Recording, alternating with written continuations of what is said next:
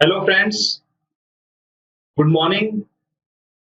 Today we are discussing input tax credit.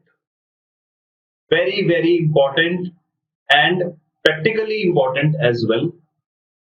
अभी तक हमने जीएसटी लॉ में बात की है रेवेन्यू साइड की, सेल की, इनवॉइस की, रजिस्ट्रेशन की और अलग-अलग पहलू की हमने बात करी है। आज हम शुरू कर रहे हैं अपना एक चैप्टर जिसको हम करेंगे, जिसके अंदर हम अधिकारों की बात करेंगे, अपने राइट्स की बात करेंगे। आपको याद होगा हमारी पहली क्लास हमने बताया था कि हमें लॉ की जरूरत क्यों पड़ती है। लॉ चाहिए होता है हमारे को रूल रेगुलेशन के लिए और लॉ चाहिए होता है हमारे को अपने अधिकारों के लड़ने के लिए, टू प्रोटेक्ट आवर राइट्स। अभी तक हमने जितनी बातें करी थी वो रेवेन्यू साइड की बात करी थी। आज इस चैप्टर में हम बात करेंगे अपने असेट साइड की, अपने प्रॉफिट एंड लॉस के डेबिट साइड की आज आप बात करेंगे, यानी कि हम परचेज की बात करेंगे, इनवर्ट सप्लाई की बात करेंगे। हमारे यहाँ पे एक कंसेप्ट होता है जीएसटी लॉ में या किसी भी लॉ में कि liability never dies but assets dies after some time. आपकी जो लायबिलिटी होती है वो कभी खत्म नहीं होती है, वो चलती रहती है और आपके अधिकार कुछ समय तक रहते हैं, उसके बाद वो अधिकार एक्सपायर हो जाते हैं। आईटीसी क्या होता है सर, इनपुट टैक्स क्रेडिट क्या होता है, इसके बारे में हमने काफी सुना हुआ है। इसके बारे में हमें समझाओ ये होता क्या है। तो बात करेंगे आज रेवेन्यू साइड की। क्लाइंट का बहुत फोकस रहता है इस चैप्टर पे। जो आप प्रोफेशनल बन जाएंगे तो क्लाइंट का बड़ा इंटरेस्ट रहेगा कि हम आईटीसी की बात करें, क्योंकि आईटीसी चैप्टर ऐसा इकलौता चैप्टर है जहां पे क्लाइंट को कुछ मिल रहा होता है। अदरवाइज तो जीएसटी लॉ में वो दे रहा होता है सब कुछ, इंटरेस्ट, लेट फीस और जीएसटी, ये सारी उसकी एक तरह से उसको लायबिलिटी लगती है। ये चैप्टर इकलौता ऐसा है जहां क्लाइंट को लगता है कि हाँ मेरी कोई असेट जनरेट हो रही है। तो बात करेंगे डिटेल में, प्रैक्टिकली बात करेंगे, रियल लाइफ के एग्जांपल दूंगा मैं आपको, केस स्टडी दूंगा, इंटरेस्टिंग बनाऊंगा इस चैप्टर को बहुत। तो सिर्फ एग्जाम के लिए नहीं पढ़ना आपको चैप्टर, ये आप चैप्टर आपको प्रैक्टिकल लाइफ में बहुत काम आने वाला है, क्योंकि क्लाइंट की एक्सपेक्टेशन बहुत ज्यादा होती है इस चैप्टर से। तो इसलिए इंस्टीट्यूट भी काफी क्वेश्चन इससे पूछता है। तो स्टार्ट करते हैं। सबसे पहले समझते हैं कि सर ये आईटीसी होता क्या है, what is the meaning of ITC. मैं आपको एग्जांपल देता हूं पहले। आप लोग, बहुत सारे लोग ऐसे होंगे जो शॉपिंग कार्ड यूज करते हैं, आजकल तो मेट्रो कार्ड यूज करते हैं, डेबिट कार्ड यूज करते हैं, क्रेडिट कार्ड यूज करते हैं। तो बहुत टाइम पहले की बात है, मेरे पास एक क्रेडिट कार्ड हुआ करता था आईसीआईसी बैंक का, और वो क्रेडिट कार्ड मैंने बहुत साल यूज करा, अप्रोक्सीमेटली 3-4 साल मैंने यूज करा। यूज करने के बाद एक दिन मुझे पता लगा कि सर आपके क्रेडिट कार्ड में, जो आप क्रेडिट कार्ड यूज करते हो उसमें आपको अप्रोक्सीमेटली 5,000 पॉइंट आपके अकाउंट में पड़े हैं। तो एक बार फोन आया मुझे कस्टमर केयर से कि सर आपके अकाउंट में ना 5,000 पॉइंट पड़े हैं, पॉइंट्स। क्या करूं पॉइंट का? कह रहे सर ये एक पॉइंट जो होता है वो 1 रुपए के बराबर होता है, यानी कि आपके अकाउंट में इनडायरेक्टली 5,000 रुपए पड़े हुए हैं आपके आईसीआईसी बैंक के क्रेडिट कार्ड पे। मैंने कहा जी कोई दिक्कत नहीं है। मैंने कहा फिर आप मुझे कैश में दे दो, आप कोई बात नहीं, मैं कैश में ले लेता हूँ आपसे। कह रहे सर ये कैश में नहीं मिलते, ये जो रिवॉर्ड पॉइंट है कैश में नहीं मिलते। जो भी आप फ्यूचर में शॉपिंग करोगे, जो भी आप फ्यूचर में शॉपिंग करोगे, लेट से आपका शॉपिंग का बिल आया फ्यूचर में 10,000 रुपए, तो शॉपिंग में से जो ये रिवॉर्ड पॉइंट है ये आप लेस करा के हमें नेट 5,000 पे कर देगा।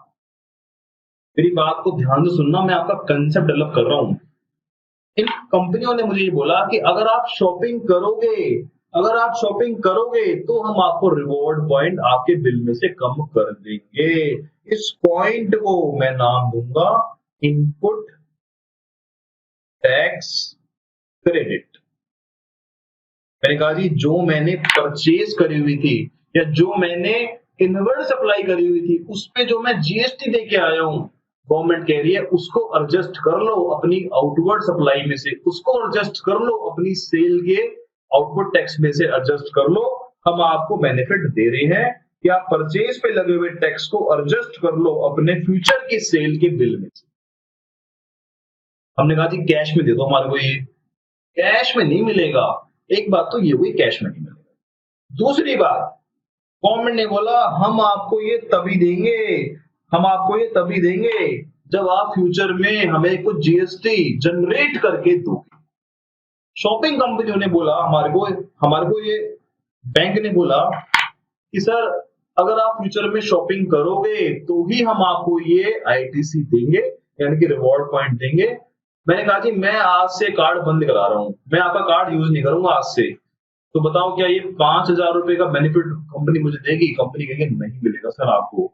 अगर आप फ्यूचर में शॉपिंग करोगे तो ही हम आपको ये 5,000 रुपए आपके शॉपिंग के बिल से लेस कर देंगे, अदरवाइज नहीं करेंगे। इससे इंटेंशन क्या क्लियर होती है इनकी कंपनियों की या गवर्नमेंट की? फ्यूचर में हमें कुछ कमा के दो। दोबारा सुन, बार बार सुन लेना, ये चैप्टर पर टेक्निकल है थोड़ा सा। अभी कंसेप्ट डेवलप कर लोगे फर्स्ट आधे घंटे में, चैप्टर आपका चुटकियों में निकल जाएगा। फ्यूचर में कुछ हमें कमा के दोगे तो हम आपको आईटीसी देंगे, फ्यूचर में कुछ कमा के नहीं दोगे हम आपको आईटीसी नहीं देंगे। मतलब फ्यूचर में आपकी कुछ आउटपुट जीएसटी की लायबिलिटी होनी चाहिए। इसका मतलब आपकी टैक्सेबल सप्लाई होनी चाहिए, इसका मतलब आपकी बिजनेस की सप्लाई होनी चाहिए।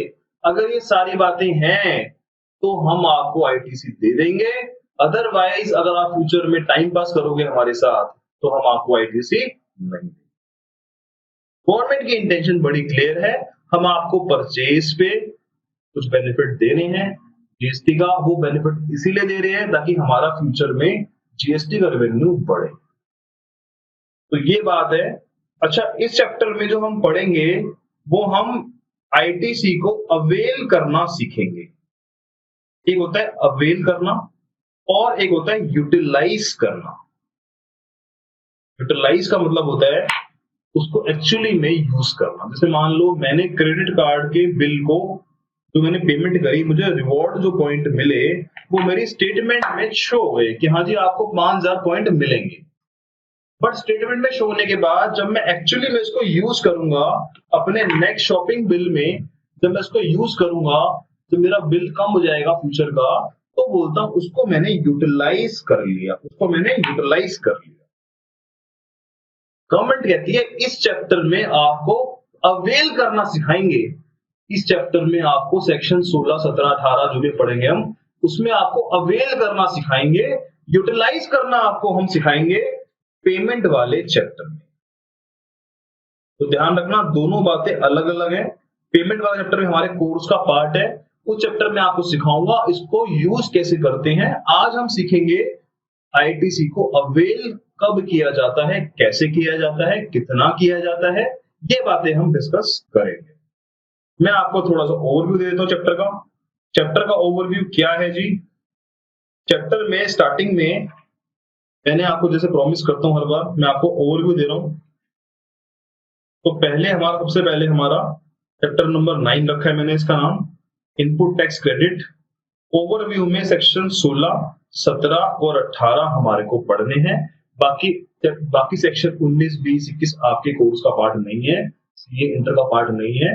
अगर कोई और कोर्स आप कर रहे हो, प्रोफेशनल कोर्स कर रहे हो, तो आप देख लो सेक्शन 19, 20, 21 आपके कोर्स में है, तो आप उसको कहीं पे सेल्फ स्टडी कर सकते हो। हम यहाँ पे सेक्शन 16, 17 और 18 को ही डिस्कस करेंगे। सेक्शन 16 में क्या दिया हुआ है? Eligibility and condition of ITC. Government आपको ऐसे ही आईटीसी नहीं दे देगी, गवर्नमेंट कुछ कंडीशन लगाएगी, क्योंकि गवर्नमेंट को आपको कुछ राइट देने हैं और राइट्स के लिए हमें लड़ना पड़ता है। हमें अपने अधिकारों के लिए बहुत सारी शर्तें माननी पड़ती हैं। तो गवर्नमेंट ने कहा हम आपके ऊपर कुछ कंडीशन लगाएंगे और कुछ एलिजिबिलिटी टेस्ट भी आपको पास करना पड़ेगा। अब मान लो मेरा क्रेडिट कार्ड है, तो मैं क्रेडिट कार्ड कंपनी से बोलूँ जी मुझे 5,000 रुपए आप दे दो, बट वो कंपनी बोलेगी जी आप हमारी कुछ शर्तें हैं। पहली बात तो आप हमारे पास 3 साल और रहोगे, ये शर्तें हैं जी। आप टाइम लिमिट से पहले ले लोगे, ये यूटिलाइज कर लोगे। तो बहुत सारी शर्तें हैं जो गवर्नमेंट ने लगाई हैं अगर आपको आईटीसी क्लेम करना है तो। उसके बाद गवर्नमेंट कहेगी जी शर्तों के अलावा कुछ आईटीसी को हम ब्लॉक कर देंगे। वो पढ़ेंगे हम। गवर्नमेंट ने कहा जी हम शर्तें मानने के बाद भी कुछ चीजों का आईटीसी आपको नहीं देंगे। और उसके बाद अगर आपने कोई आईटीसी का यूज करा है, आईटीसी का यूज करा है बिजनेस पर्पस के लिए या नॉन बिजनेस पर्पस के लिए, तो गवर्नमेंट ने बोला हम नॉन बिजनेस का आईटीसी नहीं देंगे, क्योंकि फ्यूचर में आप हमें जीएसटी कमा के नहीं दे रहे हो, आप इस आईटीसी का यूज करके नॉन बिजनेस कर रहे हो या कोई ऐसा काम कर रहे हो जो कि एग्जम्प्ट है, टैक्सेबल नहीं है, उससे भी हमारा कोई फायदा नहीं हो रहा। आप कोई आइटम लेके आए, उसका आपने यूज करा, ऐसे आइटम को बेचा जिसको एग्जम्प्टेड है, उसका आपने यूज जनरेट करने के लिए जीएसटी नहीं करा, तो हम उसका भी आपको बेनिफिट नहीं देंगे। तो हम उस तरह की अपॉर्चनमेंट कराएंगे आपसे बिजनेस और नॉन बिजनेस के केस में, एग्जम्प्ट और नॉन टैक्सेबल के केस में। ये हम सीखेंगे सेक्शन 17 में। और उसके बाद कुछ ऐसे स्पेशल केस हैं जहां गवर्नमेंट ने कुछ स्पेशल केस में सेक्शन 18 बनाया, जहां पे आपको आईटीसी लेने का तरीका रहेगा। तो एक क्लास हम लगाएंगे सेक्शन 16 पे, एक क्लास हम लगाएंगे ब्लॉक क्रेडिट पे, वेरी वेरी इंपॉर्टेंट, और रिमेनिंग क्लास हम लगाएंगे अपॉर्चनमेंट पे और सेक्शन 18 पे। और उसके बाद हम करेंगे आईएसए के क्वेश्चन जैसे कि हम करते हैं। तो हम स्टार्ट करते हैं सेक्शन 16 से। उससे पहले मैं आपको कुछ डेफिनेशन पढ़वा देता हूं जो इस चैप्टर में काम आए। मैंने अपना बिजनेस शुरू किया और बिजनेस के लिए मैंने बहुत सारा सामान खरीदता हूं। मैंने कहा जी मैंने अपने बिजनेस के लिए ये स्टेपलर खरीदा, मैं चार्टर्ड अकाउंटेंट हूं, मैंने खरीदा स्टेपलर। मैंने अपने बिजनेस के लिए ये कैलकुलेटर भी खरीद लिया, मैंने अपने बिजनेस के लिए ये माउस खरीद लिया, मैंने अपने बिजनेस के लिए ये पेन खरीद लिया, और मेरे बिजनेस के लिए एक सफाई कर्मचारी भी आता है, वो भी सर्विस देता है मेरे को। मैं अपने बिजनेस के लैपटॉप भी खरीदता हूँ। तो अलग अलग आइटम मैं अपने बिजनेस के लिए खरीदता हूँ, उन सब का आईटीसी हमें मिलेगा। उन सब पे जीएसटी जो आपने दिया है, अगर आपने जीएसटी दिया है तो गवर्नमेंट उसका बेनिफिट आपको दे। जब हम कोई चीज खरीदते हैं तो उसकी जनरल एंट्री हम ऐसे पास करते हैं, purchase account debit, ITC debit to party या टू बैंक। अब जो आपका ये आईटीसी मैंने डेबिट किया है, ये हमारा क्या है, basically this is assets. Assets क्यों है? आप एक्सपर्ट हो गए हो, तो प्रोफेशनल हो गए हो, एक्सपर्ट लेवल पे बताया। असेट होती है having future economic value, having future economic value. हमें इस आईटीसी जो हमने जीएसटी पे करा है, जीएसटी पेड ऑन परचेज, जो हमने जीएसटी पे करा है परचेज के ऊपर, इसको फ्यूचर में हम एडजस्ट करेंगे, यूज करेंगे टू पे output tax, output tax on sale. हमने कहा जी ये हमने पे करा 100 रुपए और हमारा आउटपुट टैक्स है 200 रुपए फ्यूचर में। तो हमने कहा जी हमें नेट कितना पे करना है, हमें नेट पे करना है 100 माइनस 200 माइनस 100, मुझे नेट 100 पे करना है, क्योंकि मैंने इसको यूज कर लिया अपनी नेट लायबिलिटी निकालने के लिए। तो मेरे लिए क्या हो गई, एक तरह से ये मेरे लिए क्या हो गया, ये मेरे लिए असेट हो गया, क्योंकि इसकी फ्यूचर इकोनॉमिक वैल्यू है। इसको फ्यूचर में लायबिलिटी कम करने के लिए यूज कर रहा हूं, और लायबिलिटी कम करना भी अपने आप में एक असेट होता है। तो ये असेट है हमारी, और इसके बारे में हम डिस्कस करेंगे डिटेल में। अभी हम समझते हैं कि 3 तरह के इनपुट हम अपने बिजनेस में यूज करते हैं। पहला इनपुट है इनपुट, इसका नाम है इनपुट। इनपुट का मतलब होता है जो भी आप मटेरियल खरीदते हो अपने बिजनेस के लिए, जैसे मैंने बताया आपको, मैंने आपके स्टेपलर खरीदा है, मैंने ये कैलकुलेटर खरीदा है, मैंने माउस खरीदा है, मैंने पेंसिल खरीदी है, स्टेशनरी खरीदी है, ये सारा मेरे लिए इनपुट है। क्योंकि नॉर्मली मैं इनको कैपिटलाइज नहीं करता अपनी बुक्स में, ये रेवेन्यू लेजर के होते हैं, इसको मैं इनपुट बोलूंगा। गवर्नमेंट ने बोला आप कुछ भी खरीदो, आप डिटर्जेंट से लेके कुछ भी खरीदो बिजनेस के लिए, अगर वो बिजनेस के लिए यूज हो रहा है उसका आईटीसी हम आपको दे देंगे, उसमें कोई हमें आपत्ति नहीं। फिर गवर्नमेंट ने बोला अगर आपने कोई इनपुट सर्विस ली है, इनपुट सर्विस ली है, जैसे आपने कोरियर की सर्विस ली है, तो गवर्नमेंट ने बोला कोई दिक्कत नहीं है, आप जो जीएसटी पे करोगे कोरियर पे हम उसको आईटीसी आपको दे देंगे, हमें कोई आपत्ति नहीं है इनपुट सर्विस का आईटीसी दे देंगे। हमने कहा जी आपने कोई कैपिटल गुड्स खरीदा है, आपने लैपटॉप खरीदा है, कंप्यूटर खरीदा है, फर्नीचर लिया आपने, जो भी आपने कैपिटल गुड्स लिया है उसको भी हम उसके ऊपर जो आपने जीएसटी पे करा है उसका भी हम आपको आईटीसी दे देंगे, हमें कोई आपत्ति नहीं है। तो सर इनको अलग अलग करने की क्या जरूरत थी, जब सबका ही आईटीसी मिलना है हमारे को और सेम मिलना है, इसका भी मिलेगा 100% आईटीसी, इसका भी मिलेगा 100% आईटीसी और इसका भी मिलेगा 100% आईटीसी। सर ये होता क्या है, व्हाट इज कैपिटल गुड्स?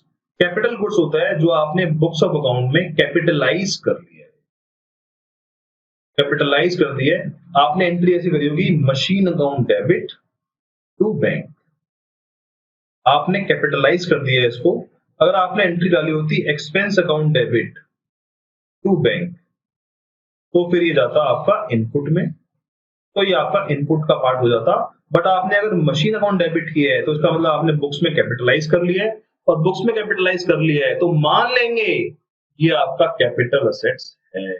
हमारे इनकम टैक्स में अलग प्रोविजन है, अकाउंट्स में अलग प्रोविजन है, पर जीएसटी में अलग प्रोविजन है। जीएसटी लॉ सिंपल सिंपल ये बोलता है कि अगर आपने कोई आइटम कैपिटलाइज कर ली है, कैपिटलाइज का मतलब आपने एंट्री मार दी है machine account debit to bank या फिर asset account debit to bank, तो मान लेंगे आपने कैपिटलाइज कर दिया है।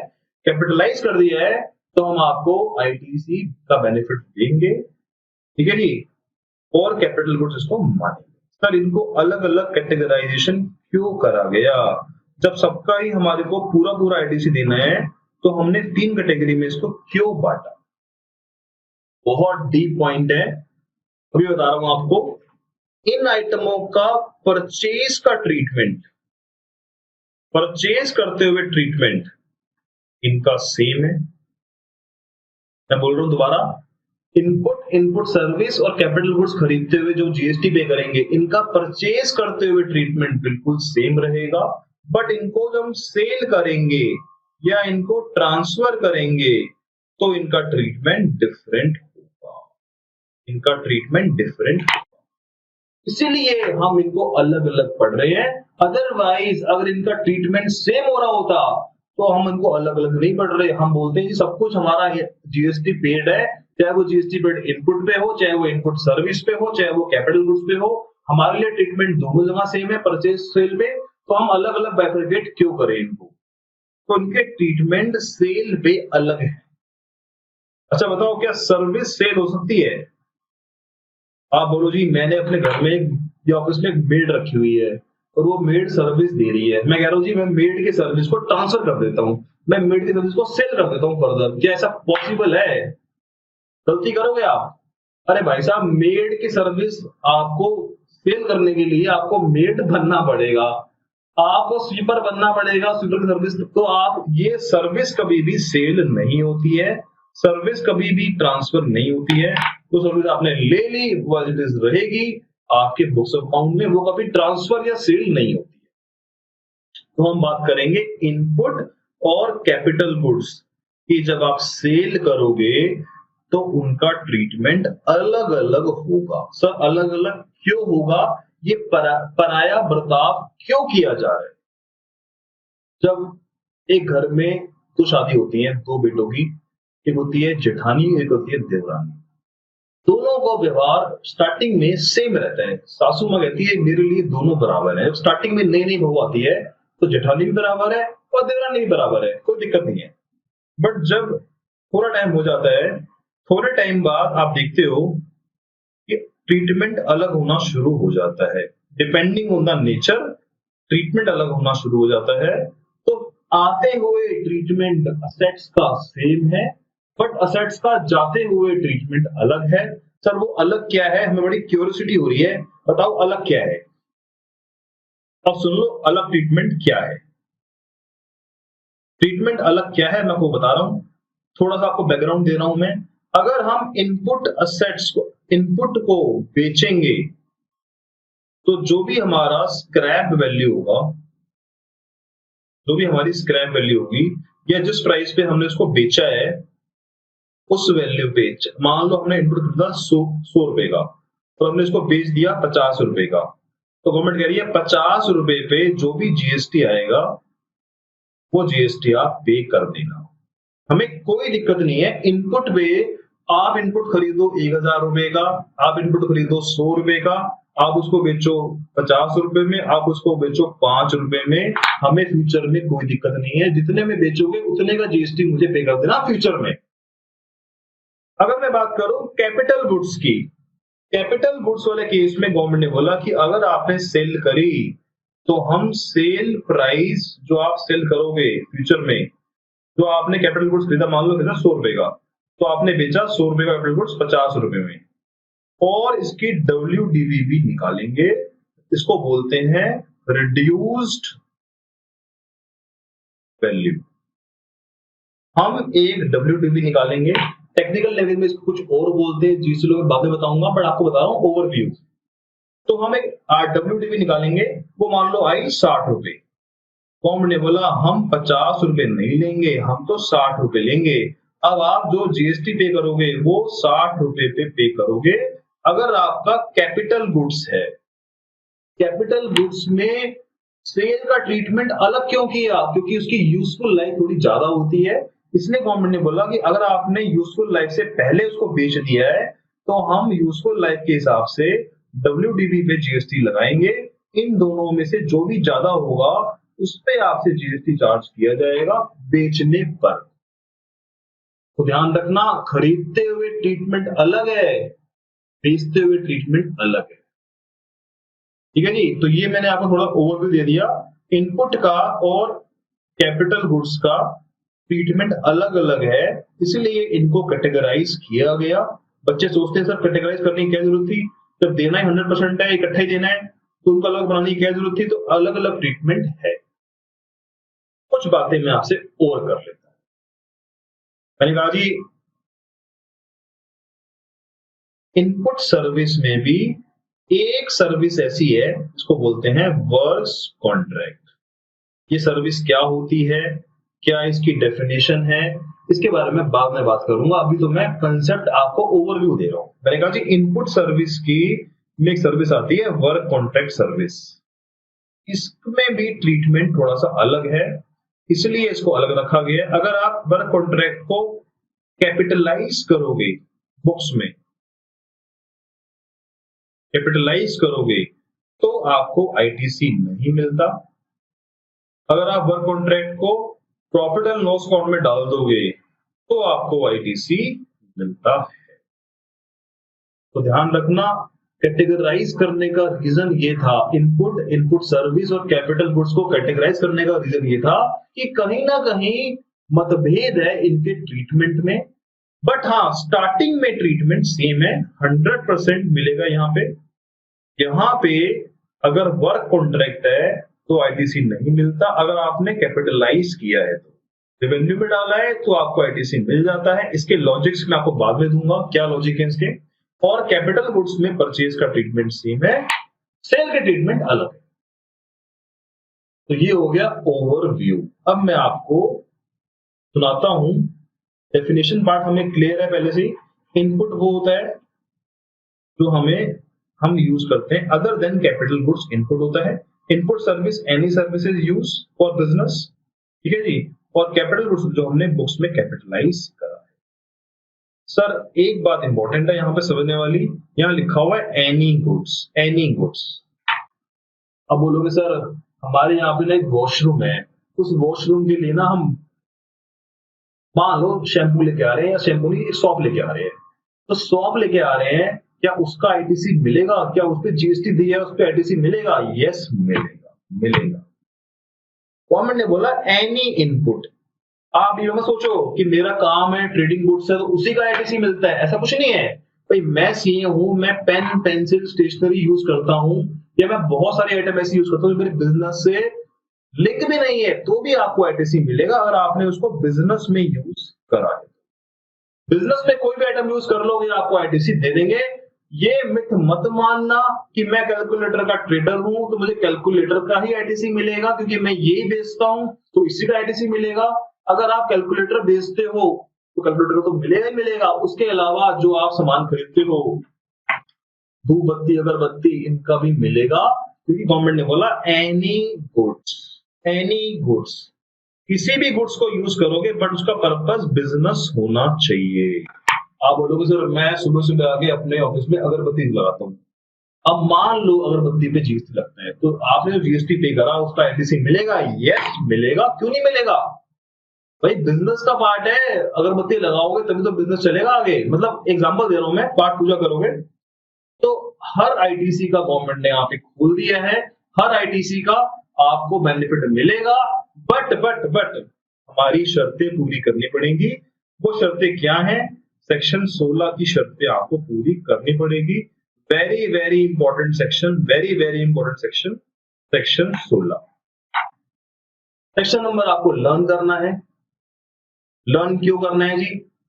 क्योंकि ये सेक्शन बहुत इंपॉर्टेंट है और एग्जाम में इसमें से क्वेश्चन जरूर आता है। सेक्शन 16 ने कुछ शर्तें बताई और शर्तों के अलावा पहले उसने बोला जी पहले आप एलिजिबिलिटी टेस्ट पास कर लो।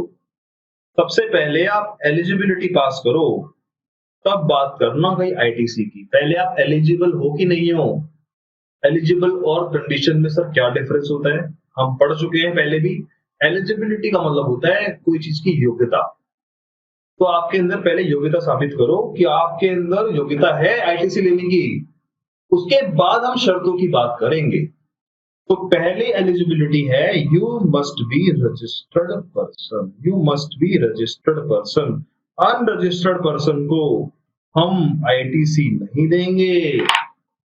मेरे एक स्टूडेंट है, मुझे फोन करके पूछती है सर मैंने ना अपने घर के लिए लैपटॉप खरीदा है, तो क्या मुझे जीएसटी का आईटीसी मिल जाएगा? मैंने कहा मैडम आप स्टूडेंट हो, ना तो आप बिजनेसमैन हो, ना बिजनेस वुमेन हो, ना आप जीएसटी में रजिस्टर्ड हो, आपने लैपटॉप खरीद लिया है तो आपको आईटीसी कैसे मिल जाएगा? आपको आईटीसी नहीं मिलेगा। एक फ्रेंड कहता है मुझे सर मैंने अपने शादी के लिए बैंकेट हॉल बुक करा है और शादी करनी मेरे को, मुझे बहुत सारा जीएसटी पे करना है वहां बैंकेट हॉल में, मुझे उसका आईटीसी दिलवा दो। तो भाई साहब आप जीएसटी में रजिस्टर्ड ही नहीं हो, आपको आईटीसी कैसे मिल जाएगा? आईटीसी का मतलब क्या है? यहाँ पे असेट बनवा दो मेरी, मेरे को फ्यूचर में कोई बेनिफिट हो जाए। मैंने कहा नहीं मिलेगा सर, नहीं मिलेगा। पहली बात तो होगी रजिस्टर्ड होना आपको जरूरी है। रजिस्टर्ड आपको कब होना चाहिए? आपको रजिस्टर्ड होना पड़ेगा जिस दिन आप आईटीसी क्लेम कर रहे हो, उस दिन आपको रजिस्टर्ड होना पड़ेगा। आपको याद होगा हमारा एक कंसेप्ट जहां हमने सीखा था सर इफेक्टिव डेट नाम का एक फॉर्मूला होता है। इफेक्टिव डेट याद करो हमारी, हमने कहा जी हमने यहाँ पे लिमिट क्रॉस कर ली अंडर सेक्शन 22, हमने यहाँ पे लिमिट क्रॉस कर ली और लिमिट क्रॉस करने के बाद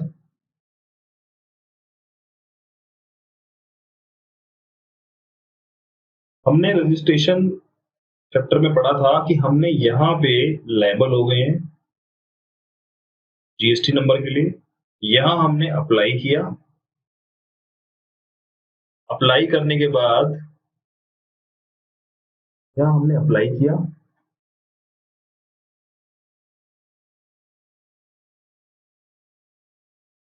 अप्लाई करने के बाद यहां पे जीएसटी नंबर मिला है। तो इफेक्टिव डेट जो होती थी, अगर आपने अप्लाई किया है विद इन 30 डेज, तो इफेक्टिव डेट होती थी आपकी, वो होती थी यहां से होती थी इफेक्टिव डेट, यहां से, this is your effective date. तो गवर्नमेंट ने बोला इस टाइम की जो आपने परचेज करी होगी उसका भी आपको आईटीसी मिल जाएगा। और इसके प्रोविजन लिखे हुए हैं सेक्शन 18 में कि आपको यहां से लेके यहां तक का आईटीसी मिल जाएगा, क्योंकि आप रजिस्टर्ड इस दिन हुए हो। और आईटीसी का सेक्शन 16 ही कहता है जब तक आप रजिस्टर्ड नहीं हो आपको आईटीसी नहीं मिलेगा। तो आप रजिस्टर्ड किस दिन हुए हो? इस दिन हुए हो। जब तक आप रजिस्टर्ड नहीं हुए हो आपको आईटीसी नहीं मिलेगा। अगर आपने ये जीएसटी नंबर अप्लाई किया होता 30 दिन के बाद तो आपको रजिस्ट्रेशन यहां से होता। अगर आपका जीएसटी नंबर यहां से होता तो आपको रजिस्टर्ड यहां माना जाता, और रजिस्टर्ड यहां माना जाता तो इफेक्टिव डेट आपकी यहां से होती तो आपको इस पीरियड का आईटीसी नहीं मिलता। तो आपको यू विल अप्रिशिएट कि ये कंसेप्ट हमारा कितना यूज हो रहा है इफेक्टिव डेट का। इफेक्टिव डेट का हमने जो कंसेप्ट है वहां किया था रजिस्ट्रेशन चैप्टर में, फिर हमने किया था रिवाइज टैक्स इनवॉइस में, फिर हम इसको यहाँ आईटीसी के लिए भी यूज कर रहे हैं। तो जब तक आप रजिस्टर्ड नहीं हुए हो, जिस डेट से आप रजिस्टर्ड हुए हो उस डेट से आपको आईटीसी मिलने का अधिकार शुरू होता है। तो it is very very important कि you must be a registered person. अब हम स्टार्ट करते हैं अपने मेन सेक्शन से, सेक्शन 16 से। Section 16 eligibility and condition. तो पहले एलिजिबिलिटी में लिखा हुआ है every registered person. Registered person होगा तभी आपको आईटीसी मिलेगा, अगर आप रजिस्टर्ड नहीं हो आपको आईटीसी नहीं मिलेगा। जिस दिन आप आईटीसी क्लेम कर रहे हो उस दिन आप रजिस्टर्ड होने चाहिए, भले ही आपकी इफेक्टिव डेट बाद में बैक डेट से इफेक्टिव हुई हो तो भी आपको रजिस्ट्रेशन माना जाएगा रजिस्टर्ड, आपको आईटीसी मिलेगा। पहली बात तो ये लिखिए। दूसरी बात ये लिखिए, जो आपने इनपुट सर्विस और कैपिटल गुड्स यूज करे हैं वो बिजनेस में यूज होने चाहिए। That should be used or intended to be used or intended to be used in business। Business में आपके यूज होने चाहिए तभी हम मानेंगे। तो वहां पे जो वर्ड है यूज्ड वर्ड दिया हुआ है। अब जैसे मान लो मैं एक लैपटॉप खरीद के लाया अपने ऑफिस के लिए और लैपटॉप को मैंने अभी अनपैक नहीं किया, मैंने खोला नहीं है, बस मैंने इसको लाके रखा हुआ है, तो वो एक्चुअली में यूज नहीं हुई है, यूज मैंने इसको शुरू नहीं किया है। गवर्नमेंट ने बोला अगर आपकी इंटेंशन भी यूज करने की इंटेंशन भी है, आपका लैपटॉप अभी अनपैक्ड पड़ा हुआ है बट आपने उसको ला के ऑफिस में रख लिया है, तो भी हम आपको आईटीसी दे देंगे क्योंकि आपकी इंटेंशन यूज करने की है। एग्जामिनर इस तरह की कंसेप्ट को क्वेश्चन में बीच में डाल के यूज कर लेता है। वो आपको बोलेगा जी हमने लैपटॉप खरीदा और उसको हमने अभी अनपैक भी नहीं करा है, बताओ इसका आईटीसी मिलेगा कि नहीं मिलेगा। आप बोलोगे इंटेंडेड टू बी यूज का भी आईटीसी हमें मिलता है। अगर हमारी इच्छा है कि फ्यूचर में इस लैपटॉप को अनपैक करेंगे, हम ये पैक पड़ा हुआ है इसको अनपैक करेंगे तो भी हमें आईटीसी मिल जाएगा, क्योंकि हमारी इच्छा जो है उसको फर्दर यूज करने की है बिजनेस के लिए। ठीक है जी। तो ये जो आपको आईटीसी है ये आपके क्रेडिट लेजर में हो जाएगा। ये लेजर गवर्नमेंट के पोर्टल पे बनता है आपका, इसको बोलते हैं आईटीसी लेजर। आईटीसी लेजर बोलते हैं। आईटीसी लेजर एक तरह से आपके लिए असेट्स है जो गवर्नमेंट के पोर्टल पे गवर्नमेंट बनाती है कि इतना आईटीसी आपके अकाउंट में डाल देंगे। जैसे एक मैंने आपको एग्जांपल दिया बैंक का, बैंक वाले क्या करते हैं आपके क्रेडिट लेजर या आपके रिवॉर्ड पॉइंट आपके स्टेटमेंट में डाल देते हैं, तो उसको बोलते हैं स्टेटमेंट में रिवॉर्ड क्रेडिट हो गई। इसी तरीके से जो क्रेडिट होता है, जो जीएसटी पे होता है, जीएसटी पे करने के बाद आपका जो जीएसटी वाला अमाउंट है वो आपके क्रेडिट लेजर में चला जाता है। बट दो शर्तें हैं, you must be registered and you should have used or intended to be used the input service and capital goods in the furtherance of business। तो ये हो गई हमारी एलिजिबिलिटी कंप्लीट हो गई हमारी। अब बात करते हैं कुछ शर्तों की। शर्तें हैं जो गवर्नमेंट ने बताया कि आपकी शर्तें भी पूरी होनी चाहिए तभी हम आपको आईटीसी का बेनिफिट देंगे। Notwithstanding anything contained in this section, बाहर में जाए ये सारी शर्तें, हम आपको आईटीसी नहीं देंगे। No registered person shall be entitled to credit of input tax, input tax का क्रेडिट नहीं देंगे in respect of supply of goods और सर्विसेज अनलेस हम आपको आईटीसी नहीं देंगे अनलेस आप ये 4 शर्तें पूरी करोगे। मतलब गवर्नमेंट ने कुछ 4 शर्तें दी हैं, जब तक अभी 4 शर्तें पूरी नहीं करोगे हम आपको आईटीसी नहीं देंगे, भले ही आप रजिस्टर्ड क्यों ना हो, भले ही आप बिजनेस में यूज नहीं कर रहे हो, तो भी हम आपको आईटीसी नहीं देंगे। पहली शर्त है इनवॉइस। आपके पास वैलिड इनवॉइस या डेबिट नोट होना चाहिए और आपके पोजेशन में होना चाहिए। It must have in your possession. मैंने कहा जी मैं एक शॉप पे गया और मैंने एक मोबाइल खरीदा अपने ऑफिस के लिए।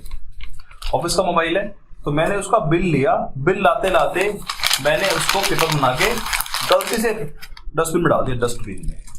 गवर्नमेंट ने बोला आपके पास वो इनवॉइस पोजेशन में नहीं है। पोजेशन में ना होने की वजह से आप रजिस्टर्ड तो हो, आपने उस मोबाइल को बिजनेस में भी यूज करा है, आपके पास इनवॉइस पोजेशन में नहीं है, हम आपको जीएसटी का आईटीसी नहीं देंगे, हम आपको जीएसटी का बेनिफिट नहीं देंगे। आपकी डॉक्यूमेंटेशन पूरी नहीं है। मैं एग्जांपल चेंज करता हूं, मैंने ये इनवॉइस लिया और इनवॉइस कैसा होना चाहिए? इनवॉइस पढ़ा हुआ है हमने सेक्शन 31 के हिसाब से होना चाहिए। सर सेक्शन 31 में तो 17 बातें होती हैं पूरी, क्या वो होनी चाहिए इनवॉइस में? मैंने कहा जी ये इनवॉइस आया मेरे पास, जीएसटी इनवॉइस आया, मेरे को इसका आईटीसी लेना है, मैंने पढ़ा इसके बारे में। मैंने कहा जी इसके अंदर जीएसटी का सप्लायर का जीएसटी नंबर है, यस है। सप्लायर का नाम है, यस है। एड्रेस है, यस। रेसिपिएंट का एड्रेस जीएसटी नंबर है, यस है। क्वांटिटी है, डिस्क्रिप्शन है, एचएसएन कोड है, प्लेस ऑफ सप्लाई है, डेट है, रेट है, सारी चीजें पूरी होनी चाहिए, तभी आपको ये आईटीसी मिलेगा। लोगों ने इस बात पे बड़ी आपत्ति जताई। लोगों ने कहा जी अभी जीएसटी लॉ नया नया है, हमारे हिंदुस्तान के सप्लायर को जीएसटी के 17 पॉइंट नहीं पता। वो तो बेचारे इनवॉइस काटना जानते हैं, सिंपल सिंपल। उन्होंने बोला जी ये तो जीएसटी का रेट है, ये क्वांटिटी है, ये इसका टैक्सेबल अमाउंट है, ये जीएसटी निकाल के दे दिया। हमें नहीं पता ये what is place of supply, हमें नहीं पता ये एचएसएन कोड क्या होता है। लोग सही टैक्स इनवॉइस नहीं बना पाते, और हमने तो ये बोनाफाइड परचेज करी है और हमारा अकाउंटेंट जाके ये इनवॉइस ले आया, अब इस इनवॉइस में 17 पॉइंट नहीं है, तो क्या इस बात पे आप हमारे को जीएसटी का इनवॉइस पूरा ना होने की वजह से क्या हमारे को आईटीसी नहीं दोगे? गवर्नमेंट ने बोला यस, हम आपको नहीं देंगे, क्योंकि हमने आपको बोला है आपका इनवॉइस सेक्शन 31 के हिसाब से होना चाहिए। इस बात से बड़ी दिक्कत हुई लोगों को, और लोगों ने गवर्नमेंट को अप्रोच किया कि ये आपकी गलत बात है। किसी भी कारण से अगर कोई पॉइंट मिस हो गया इस इनवॉइस में, उसके कारण से आप हमारा अधिकार छीन रहे हो हमारे से, तो हम तो इस बात को बड़ा आपत्तिजनक मानते हैं। तो गवर्नमेंट ने इस बात पे एक चेंज लेके आई, लॉ में एक चेंज लेके आया, और वो 4 चेंज लेके आया, वो देखते हैं। गवर्नमेंट ने एक अमेंडमेंट डाली और उन्होंने बोला कि अगर आपके इनवॉइस में कुछ बातें पूरी हो जाएं, तो हम मान लेंगे द डॉक्यूमेंट बेसिस और ITC shall be taken contain at least following detail. Very very important for the examination. Examiner आपको यहाँ चेक कर लेगा, अगर आपके इनवॉइस में टैक्स चार्ज मेंशन किया हुआ है, मतलब आपने जीएसटी का कितना टैक्स लगाया है, अमाउंट दिया हुआ है आपने जीएसटी का, तो ओके है जी, ये होना जरूरी है। आपके गुड्स का सर्विस का डिस्क्रिप्शन होना जरूरी है, इसका मतलब एचएसएन का होना जरूरी नहीं है। अगर कोई वेंडर आपके इनवॉइस में एचएसएन नंबर डालना भूल गया, तो भी आपको आईटीसी मिल सकता है। आपके इनवॉइस में वैल्यू प्रॉपर होनी चाहिए, description, tax charge, value, GST of supplier, GST of recipient, दोनों का जीएसटी नंबर होना चाहिए, क्योंकि रेसिपिएंट जब तक रजिस्टर्ड नहीं होगा उसको आईटीसी नहीं मिलेगा। तो सप्लायर का और रेसिपिएंट का दोनों का जीएसटी नंबर उस इनवॉइस पे मेंशन होना चाहिए। गलती से अगर आपने जीएसटी नंबर इनवॉइस पे डालना भूल गया, तो आपको सेक्शन 16 आईटीसी नहीं दिलवाएगा। प्लेस ऑफ सप्लाई होना चाहिए अगर आपका इंटर स्टेट सप्लाई है। पॉइंट टू बी नोटेड, यहां डालो खतरा। गवर्नमेंट का कहा कि अगर आपके बिल में आईजीएसटी लगा हुआ है, तो पीओएस लिखा होना जरूरी है कि आपका कंजम्पशन कहाँ है, दिल्ली में कंजम्पशन है, हरियाणा में कंजम्पशन है, कहाँ है, वो लिखा होना जरूरी है इन case of inter state supply. अब एग्जाम में क्वेश्चन कैसे पूछेगा एग्जामिनर? एग्जामिनर आपको बोलेगा जी इस बंदे के पास 10 इनवॉइस है, 10 में से एक इनवॉइस ऐसा है जहां पे HSN कोड डालना भूल गया है वेंडर या सप्लायर, बताओ इसका जीएसटी का आईटीसी मिलेगा कि नहीं मिलेगा? आप बोलोगे नहीं मिलेगा, नहीं मिलेगा सर, 17 आइटम की बात पूरी होनी चाहिए, नहीं मिलेगा, ये वैलिड टैक्स इनवॉइस नहीं है। आप बोलोगे नहीं सर मिलेगा, क्योंकि इसके ऊपर आई है एक क्लैरिफिकेशन, एक अमेंडमेंट। गवर्नमेंट ने बोला अगर ये 5 बातें पूरी हो गई आपके इनवॉइस में, 5 बातें पूरी हो गई, तो हम मान लेंगे कि ये इनवॉइस आपका प्रॉपर है, इस इनवॉइस के बेस पे भी हम आपको जीएसटी का आईटीसी दे देंगे। एग्जामिनर आपको घुमाएगा, वो बोलेगा जी एक बंदे के टैक्स इनवॉइस के अंदर प्लेस ऑफ सप्लाई नहीं लिखा हुआ और जो बिल है वो इंट्रा का है। बिल क्या है? इंट्रा का है। आप बोलो कोई दिक्कत नहीं है, इंटर के लिए डालना जरूरी है पीओएस, बट इंट्रा के लिए पीओएस डालना बिल में जरूरी नहीं है, आपको आईटीसी मिल जाएगा। तो इस 5 पॉइंट को स्पेशल याद कर लो। क्या पॉइंट है? टैक्स, जीएसटी का टैक्स होना चाहिए इस बिल पे, डिस्क्रिप्शन होनी चाहिए गुड्स की, वैल्यू होनी चाहिए, जीएसटी नंबर दोनों के, सप्लायर के रेसिडेंट के दोनों के होने चाहिए, और लास्ट में पीओएस होना चाहिए फॉर इंटर स्टेट सप्लाई। अगर ये 5 बातें पूरी हैं तो आपको हम मान लेंगे आपका जो इनवॉइस है वो वैलिड है for the purpose of section 16। तो ध्यान रखना ये बहुत ही इंपॉर्टेंट है। एग्जामिनर बीच में कोई भी लाइन डाल के आपको ये टेस्ट कर लेगा आपसे। तो ये हमने देख लिया इनवॉइस में क्या क्या होना चाहिए। 5 बातें अगर इनवॉइस में पूरी है या डेबिट नोट में पूरी है। डेबिट नोट क्या होता है सर? ये डेबिट नोट भी एक तरह से, मान लो आपका इनवॉइस बना 100 रुपए का और बाद में पता लगा जी ये 100 रुपए का नहीं है, ये तो होना चाहिए 110 रुपए का, तो 10 रुपए का आप इशू करते हो डेबिट नोट। और डेबिट नोट भी इनवॉइस की तरह ही होता है, बेसिकली आपकी सेल वैल्यू को या टैक्स वैल्यू को इंक्रीज करने के लिए होता है। तो डेबिट नोट वाले केस में भी हमारे को पूरा का पूरा आईटीसी मिल जाता है। किसको? रेसिपेंट को मिल जाता है। ये सारी बातें हम किसके बिहाफ पे कर रहे हैं? ये सारी बातें हम कर रहे हैं रेसिपेंट के बिहाफ पे, रेसिपेंट ऑफ सर्विस और रेसिपेंट ऑफ गुड्स, क्योंकि जो आईटीसी लेता है वो रेसिपेंट लेता है, परचेजर लेता है, तो उसी की बात हम कर रहे हैं। तो इनवॉइस के अलावा कुछ डॉक्यूमेंट और भी होते हैं लॉ में, इनवॉइस, डेबिट नोट और bill of entry in case of import of goods. Import of goods में क्या होता है दोस्तों? इंपोर्ट ऑफ गुड्स वाले केस में जब इंपोर्ट करते हैं तो हमारे पास कोई इनवॉइस नहीं होता, क्योंकि हमने माल फिरंगी से लिया है, फिरंगी का इनवॉइस तो काम आएगा नहीं यहाँ पे। तो हम कस्टम एयरपोर्ट पे, कस्टम स्टेशन पे हम एक बिल ऑफ एंट्री फाइल करते हैं, और बिल ऑफ एंट्री जो होती है वो एक वैलिड डॉक्यूमेंट है, वैलिड डॉक्यूमेंट है जिसको बेस लेके हम आईटीसी क्लेम कर सकते हैं। तो बिल ऑफ एंट्री फाइल होता है, उसको भी हम बेस ले लेते हैं। सर ये तो हो गई बेसिक लेवल की बात। अब हम बात करते हैं आरसीएम की। बताओ आरसीएम में हमने कोई रिवर्स चार्ज में जीएसटी पे करा है, GST paid on reverse charge. बताओ इसका कोई डॉक्यूमेंट बनता है लॉ में? इसके लिए हम बनाते हैं सेल्फ इनवॉइस। तो सेल्फ इनवॉइस बनाते हैं और सेल्फ इनवॉइस के बेसिस पे हमें आरसीएम मिलेगा। तो इन केस ऑफ आरसीएम, क्या आरसीएम का आईटीसी मिलेगा? आरसीएम में हमने जो जीएसटी पे करा है वो क्या हमने परचेज पे करा है? यस, परचेज पे करा है, या फिर इनवर्ड सप्लाई पे करा है। सर कितनी सप्लाई है ये आपको याद होगा, सर्विस वाले केस में 20 नोटिफाई सर्विस हैं जो कि आरसीएम में लिस्टेड है। अगर आपने आरसीएम की कोई इनवर्ड सप्लाई करी है तो उसके ऊपर जो आपने टैक्स पे करा है उसका भी आपको आईटीसी मिलता है, बशर्ते आपने सेल्फ टैक्स इनवॉइस इशू किया हो, मतलब आपने अपने आप को ही एक टैक्स इनवॉइस काट लिया हो क्योंकि टैक्स आपने पे करा है। तो टैक्स इनवॉइस होना चाहिए, डेबिट नोट होना चाहिए, बिल ऑफ एंट्री होनी चाहिए। इन case of RCM self invoice होना चाहिए। अगर ये डॉक्यूमेंट पूरे हैं आपके पास और ये पोजेशन में है तो आपको आईटीसी मिल जाएगा। कुछ लोग क्या करते हैं जी, इनवॉइस लेके आए और इनवॉइस को रख दिया ड्रॉअर के अंदर, और थोड़े टाइम बाद वो ड्रॉअर के अंदर किसी बच्चे ने निकाला और उसमें खाना खा ली, सब्जी लगा दी या फिर टिश्यू पेपर यूज कर लिया, वो खो गया, आपका इनवॉइस आपका खो गया, गुम हो गया, मिसिंग है, भूल गए, कुछ भी हो गया, आपको आईटीसी नहीं मिलेगा। वर्ड यहाँ पे यूज हुआ है पोजेशन। आपके पोजेशन में वो इनवॉइस होना चाहिए तभी गवर्नमेंट आपको आईटीसी देगी। ये बात बोल के गवर्नमेंट आपको ये बताना चाह रही है कि अपनी डॉक्यूमेंटेशन पूरी करो, अपनी फाइलिंग पूरी करो, अपने रिकॉर्ड पक्के रखो। ये गवर्नमेंट आपको जताना चाह रही है। क्लियर है जी? आगे चलते हैं। एक बंदा कहता है जी मेरे पास प्रॉपर इनवॉइस है बट मैंने गुड्स को एक्चुअली में रिसीव ही नहीं करा। गवर्नमेंट ने बोला आपको गुड्स रिसीव करना है, क्योंकि गुड्स रिसीव करोगे नहीं तो उसको बिजनेस में यूज कैसे करोगे?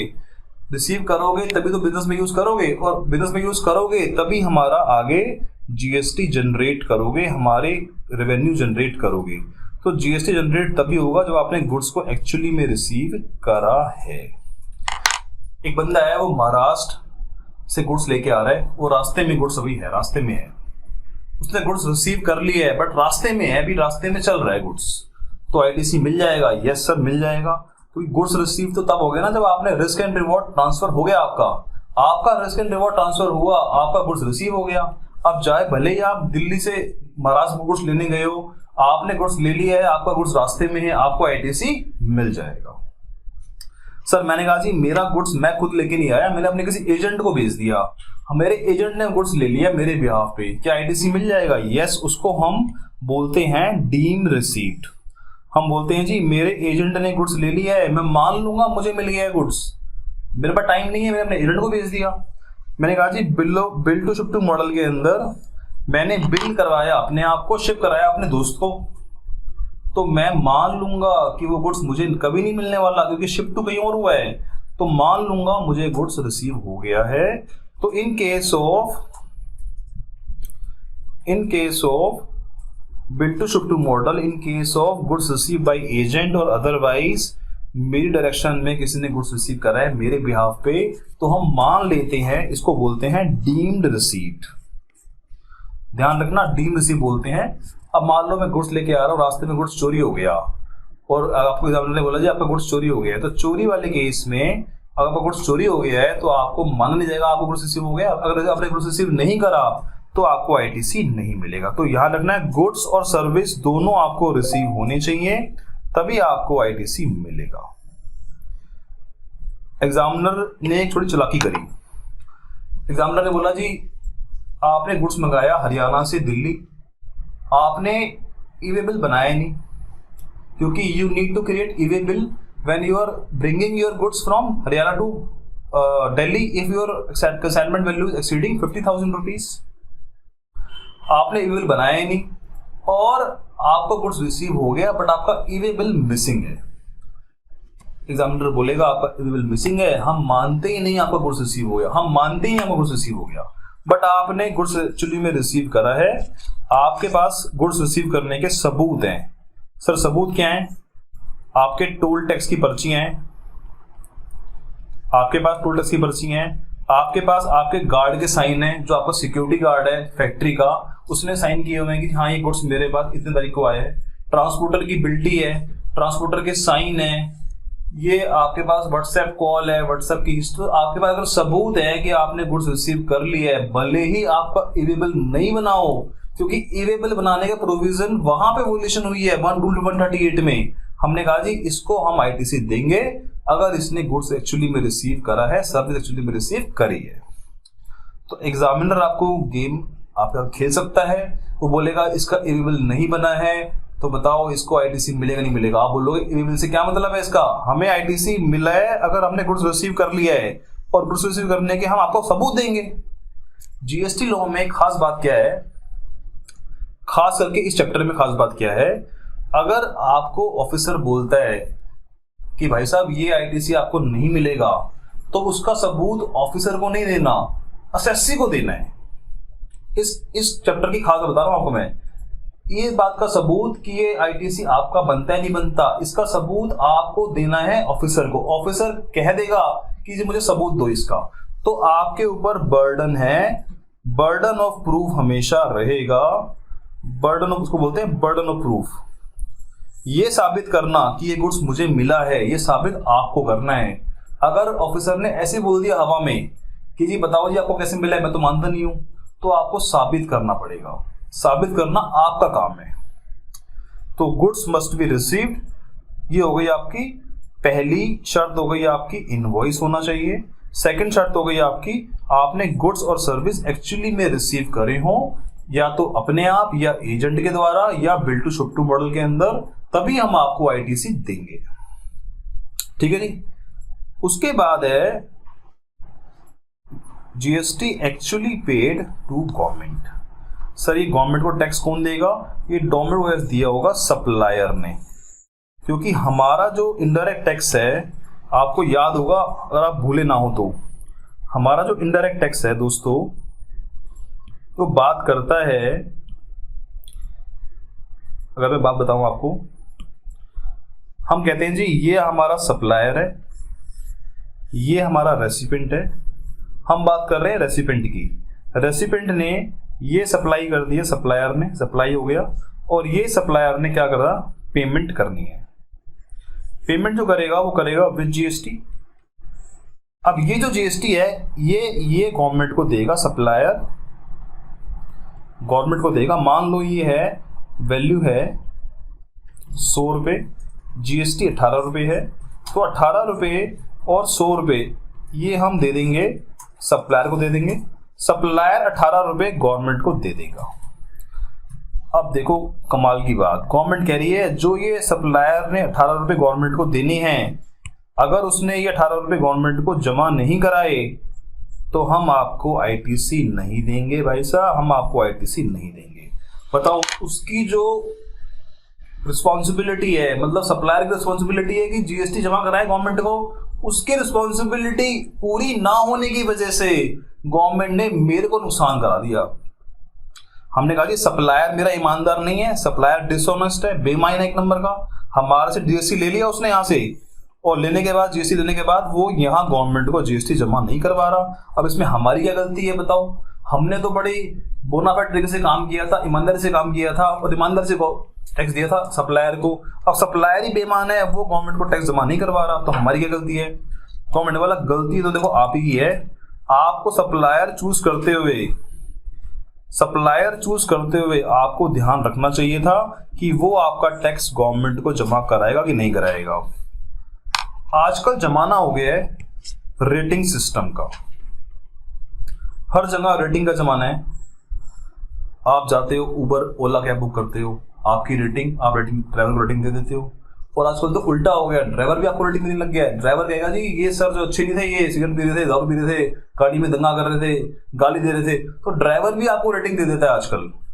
तो गवर्नमेंट ने एक नया सिस्टम शुरू किया है कि हम सप्लायर्स की रेटिंग निकालना शुरू करेंगे, और ये रेटिंग आएगी जीएसटी पोर्टल पर, और रेटिंग में लिखा होगा कि ये सप्लायर को मिलते हैं 2 स्टार, मतलब इस सप्लायर का कंप्लायंस मैकेनिज्म अच्छा है, ये आपकी पेमेंट गवर्नमेंट को टाइम पे जमा करवा देता है, जिसकी वजह से आपको आईटीसी लेने में दिक्कत नहीं होती है।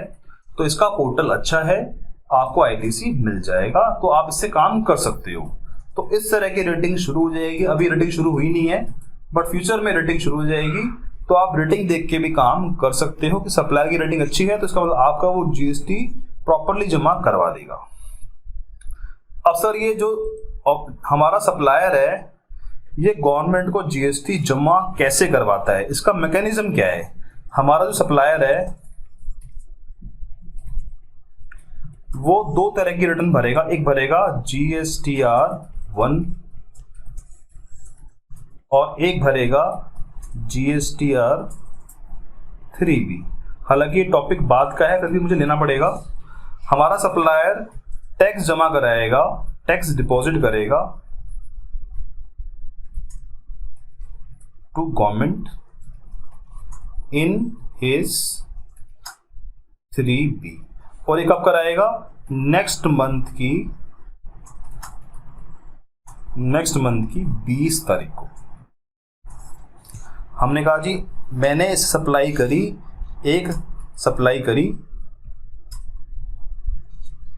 मार्च 20 में सप्लाई करी, इसका टैक्स डिपॉजिट होगा 20 अप्रैल को।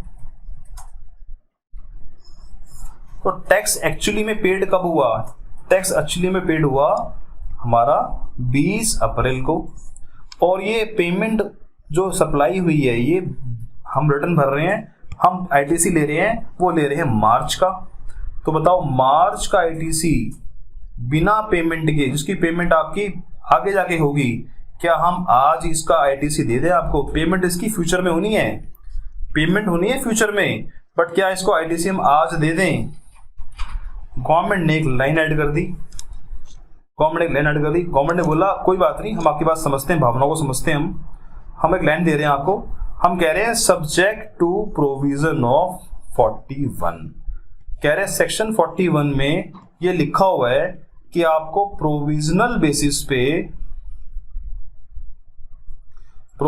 बेसिस पे सेल्फ असेसमेंट बेसिस पे हम मार्च में आईटीसी दे देंगे।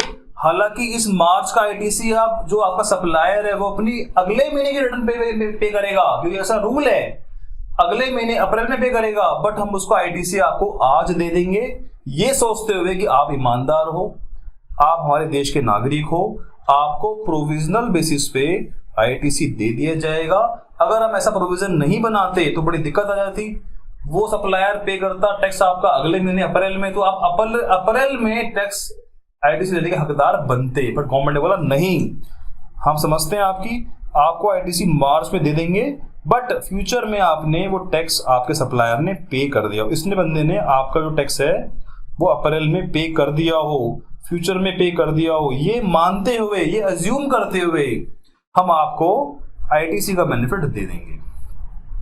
गवर्नमेंट की इंटेंशन सिंपल क्लियर है कि हमारा जो टैक्स है वो हमारे को मिल जाना चाहिए। तो टैक्स आपके थ्रू इसको गया था, इसके थ्रू हमारे को मिल जाना चाहिए। अगर हमारे को मिल जाएगा तभी हम आपको आईटीसी देंगे, अदरवाइज हम आपको आईटीसी नहीं देंगे। तो सिंपल प्रोविजन है ये। उसके बाद हम समझते हैं और क्या प्रोविजन है। He has furnished, कौन he has furnished is return, यानी कि अब बात कर रहा है रेसिपेंट की। रेसिपेंट ने अपनी 3B फाइल्ड कर दी हो, रेसिपेंट ने अपनी 3B फाइल्ड कर दी हो तो ही हम आपको आईटीसी देंगे। हमने कहा जी आपके पास इनवॉइस भी है, आपके पास आपकी पेमेंट भी आपने कर दी आपके सप्लायर ने गवर्नमेंट को, आपने गुड्स रिसीव भी कर लिए हैं, सब बातें पूरी हो गई हैं, बट आपने अपनी 3B फाइल नहीं करी, अपनी रिटर्न फाइल नहीं करी जीएसटी की, हम आपको आईटीसी नहीं देंगे, आईटीसी नहीं देंगे। तो सप्लायर की 3B फाइल होनी चाहिए, ठीक है जी। इसका मतलब सप्लायर की 3B फाइल नहीं है तो भी मान लिया जाएगा कि आपका टैक्स गवर्नमेंट को नहीं पहुंचा, तो भी आपको आईटीसी नहीं मिलेगा, बट हाँ उस महीने मिल जाएगा, क्योंकि हमने लिखा हुआ है प्रोविजनल बेसिस पे मिल जाएगा। बट फ्यूचर में पता लगा रहा है वो सप्लायर का भी जीएसटी रिटर्न भर ही नहीं रहा हो, तो बोगस से काम कर रहा है, तो हम आपको आईटीसी नहीं देंगे। इस बात पे भी गवर्नमेंट ने एक सर्कुलर निकाला और गवर्नमेंट ने बताया जी हम एक सर्कुलर निकाल रहे हैं, अगर कोई बंदा अपनी 3B फाइल नहीं कर रहा, कौन फाइल नहीं कर रहा? आपका सप्लायर आपकी 3B फाइल नहीं कर रहा, इसका मतलब कहीं ना कहीं वो आपका टैक्स जो आपसे लिया उसने वो गवर्नमेंट को नहीं दे रहा। अगर गवर्नमेंट को नहीं दे रहा तो हम उस केस में भी आपको आईटीसी नहीं देने देंगे। एक गवर्नमेंट ने रूल इंसर्ट किया, that is also important for you. Practical है, कुछ ऑफिसर बोलते हैं हमारे को, हम जाते डिपार्टमेंट में कहते हैं सर इस पार्टी का सब कुछ अपडेटेड है, इसका पास इनवॉइस भी है, बिल्कुल करारा इनवॉइस है, बिल्कुल चमकता हुआ पेपर में इनवॉइस भी है इसके पास, इसने गुड्स रिसीव भी करे हैं, इसके सप्लायर ने पेमेंट भी कर दी है, इसके अलावा इसके पास अपने रिटर्न भी भर दी है, सारे काम पूरे हो गए हैं, बट ये जो सप्लायर है ये एग्जिस्ट नहीं करता। हम इस सप्लायर के एड्रेस पे गए और पाया गया कि इसका एड्रेस तो एक पब्लिक लाइब्रेरी है जिसका एड्रेस इसने दिया हुआ है। भाई सप्लायर कह रहा है कि मेरा जो बिजनेस है ना वो पब्लिक लाइब्रेरी के अंदर है।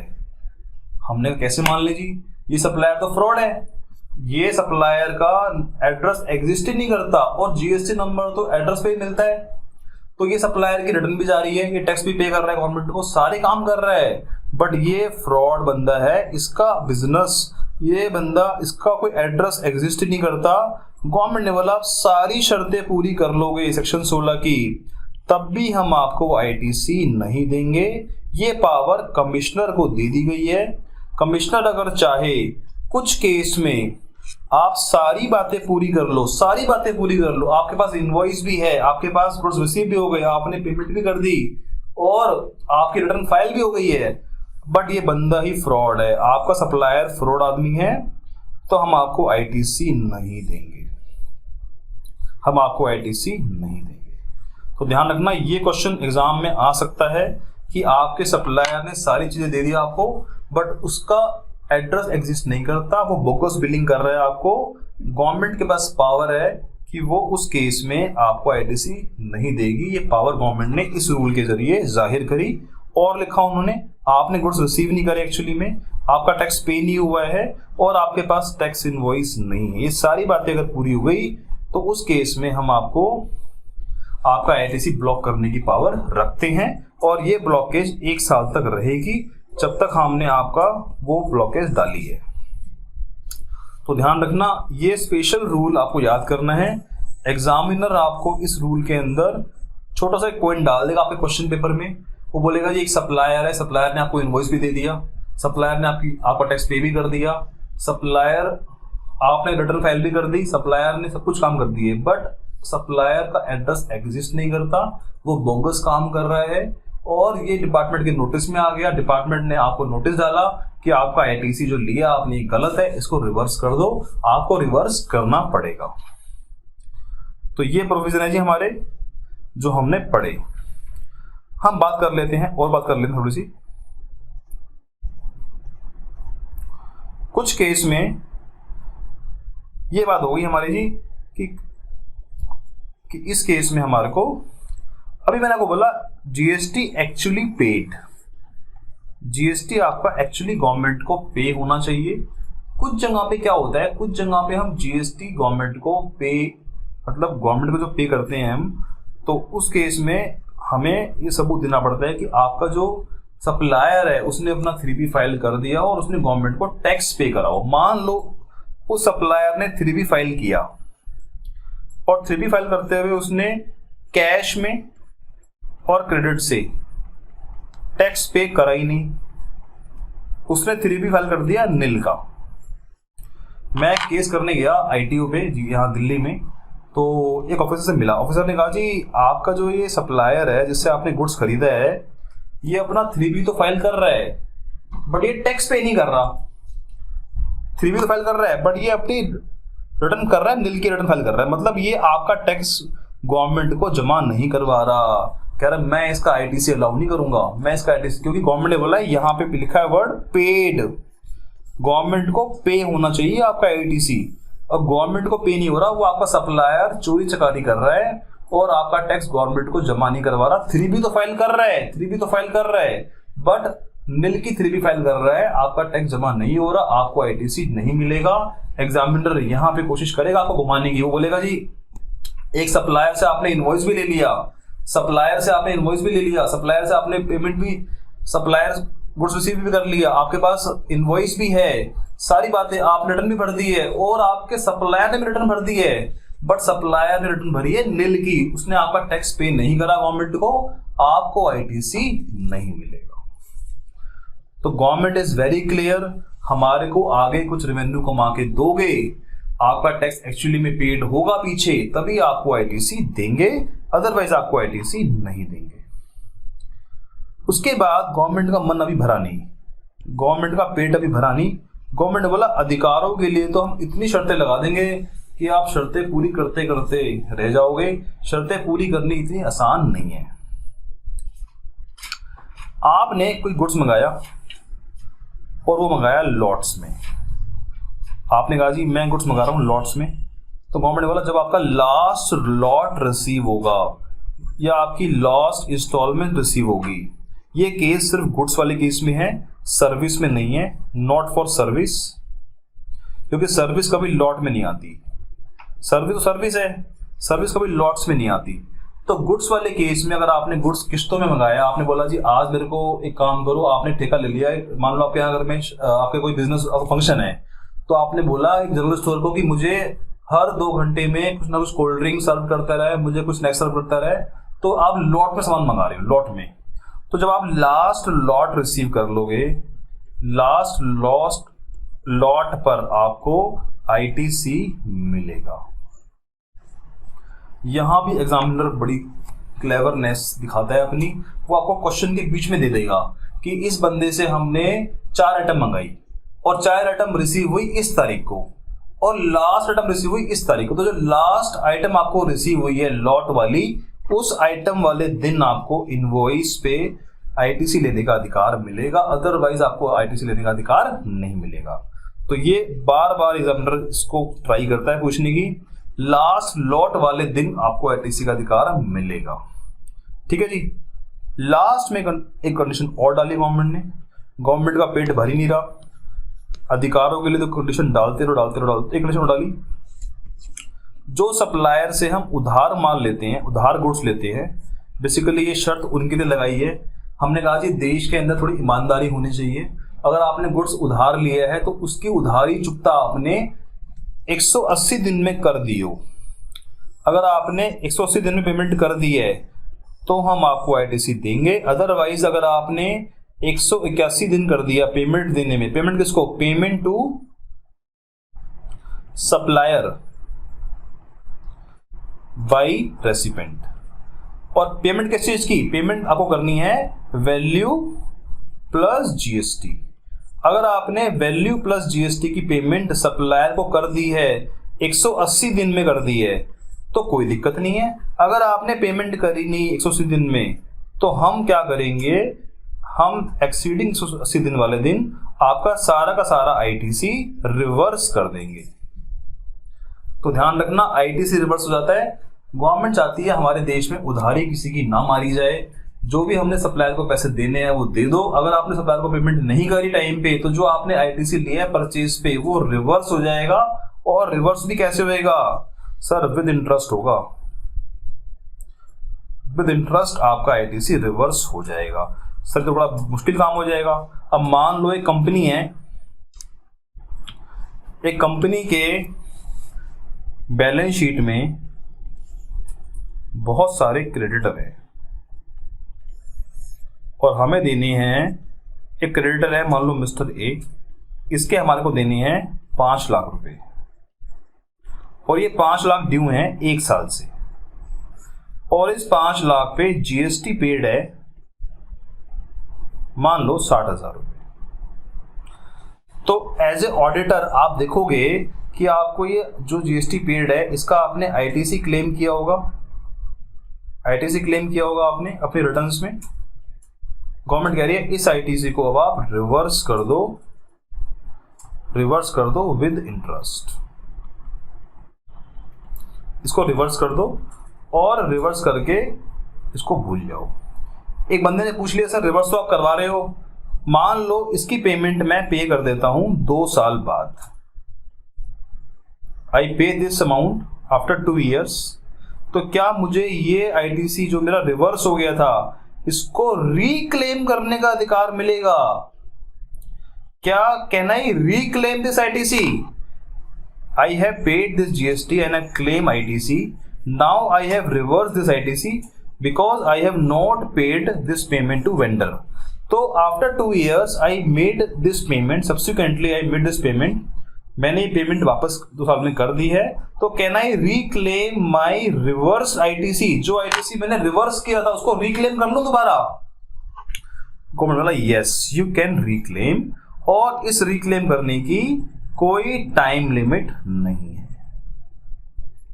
वैसे अधिकार खत्म हो जाते हैं सारे, आपको liability never dies but rights dies after some time. But ये वाला इकलौता ऐसा अधिकार है जो कभी नहीं मरने वाला, नेवर डाई। अगर आपने कोई आईटीसी रिक्लेम करा है इस कारण से कि वो पहले रिवर्स हो गया था, और रिवर्स क्यों हो गया था? क्योंकि हमने वेंडर की उधार मार ली थी, हमने इसकी उधार की पेमेंट नहीं करी थी 180 दिन में, तो गवर्नमेंट कह रही है कोई बात नहीं, अभी आपका रिवर्स कर रहे हैं, जब आप इसको पे करोगे एक्चुअली में तब हम आपको वापस कर देंगे।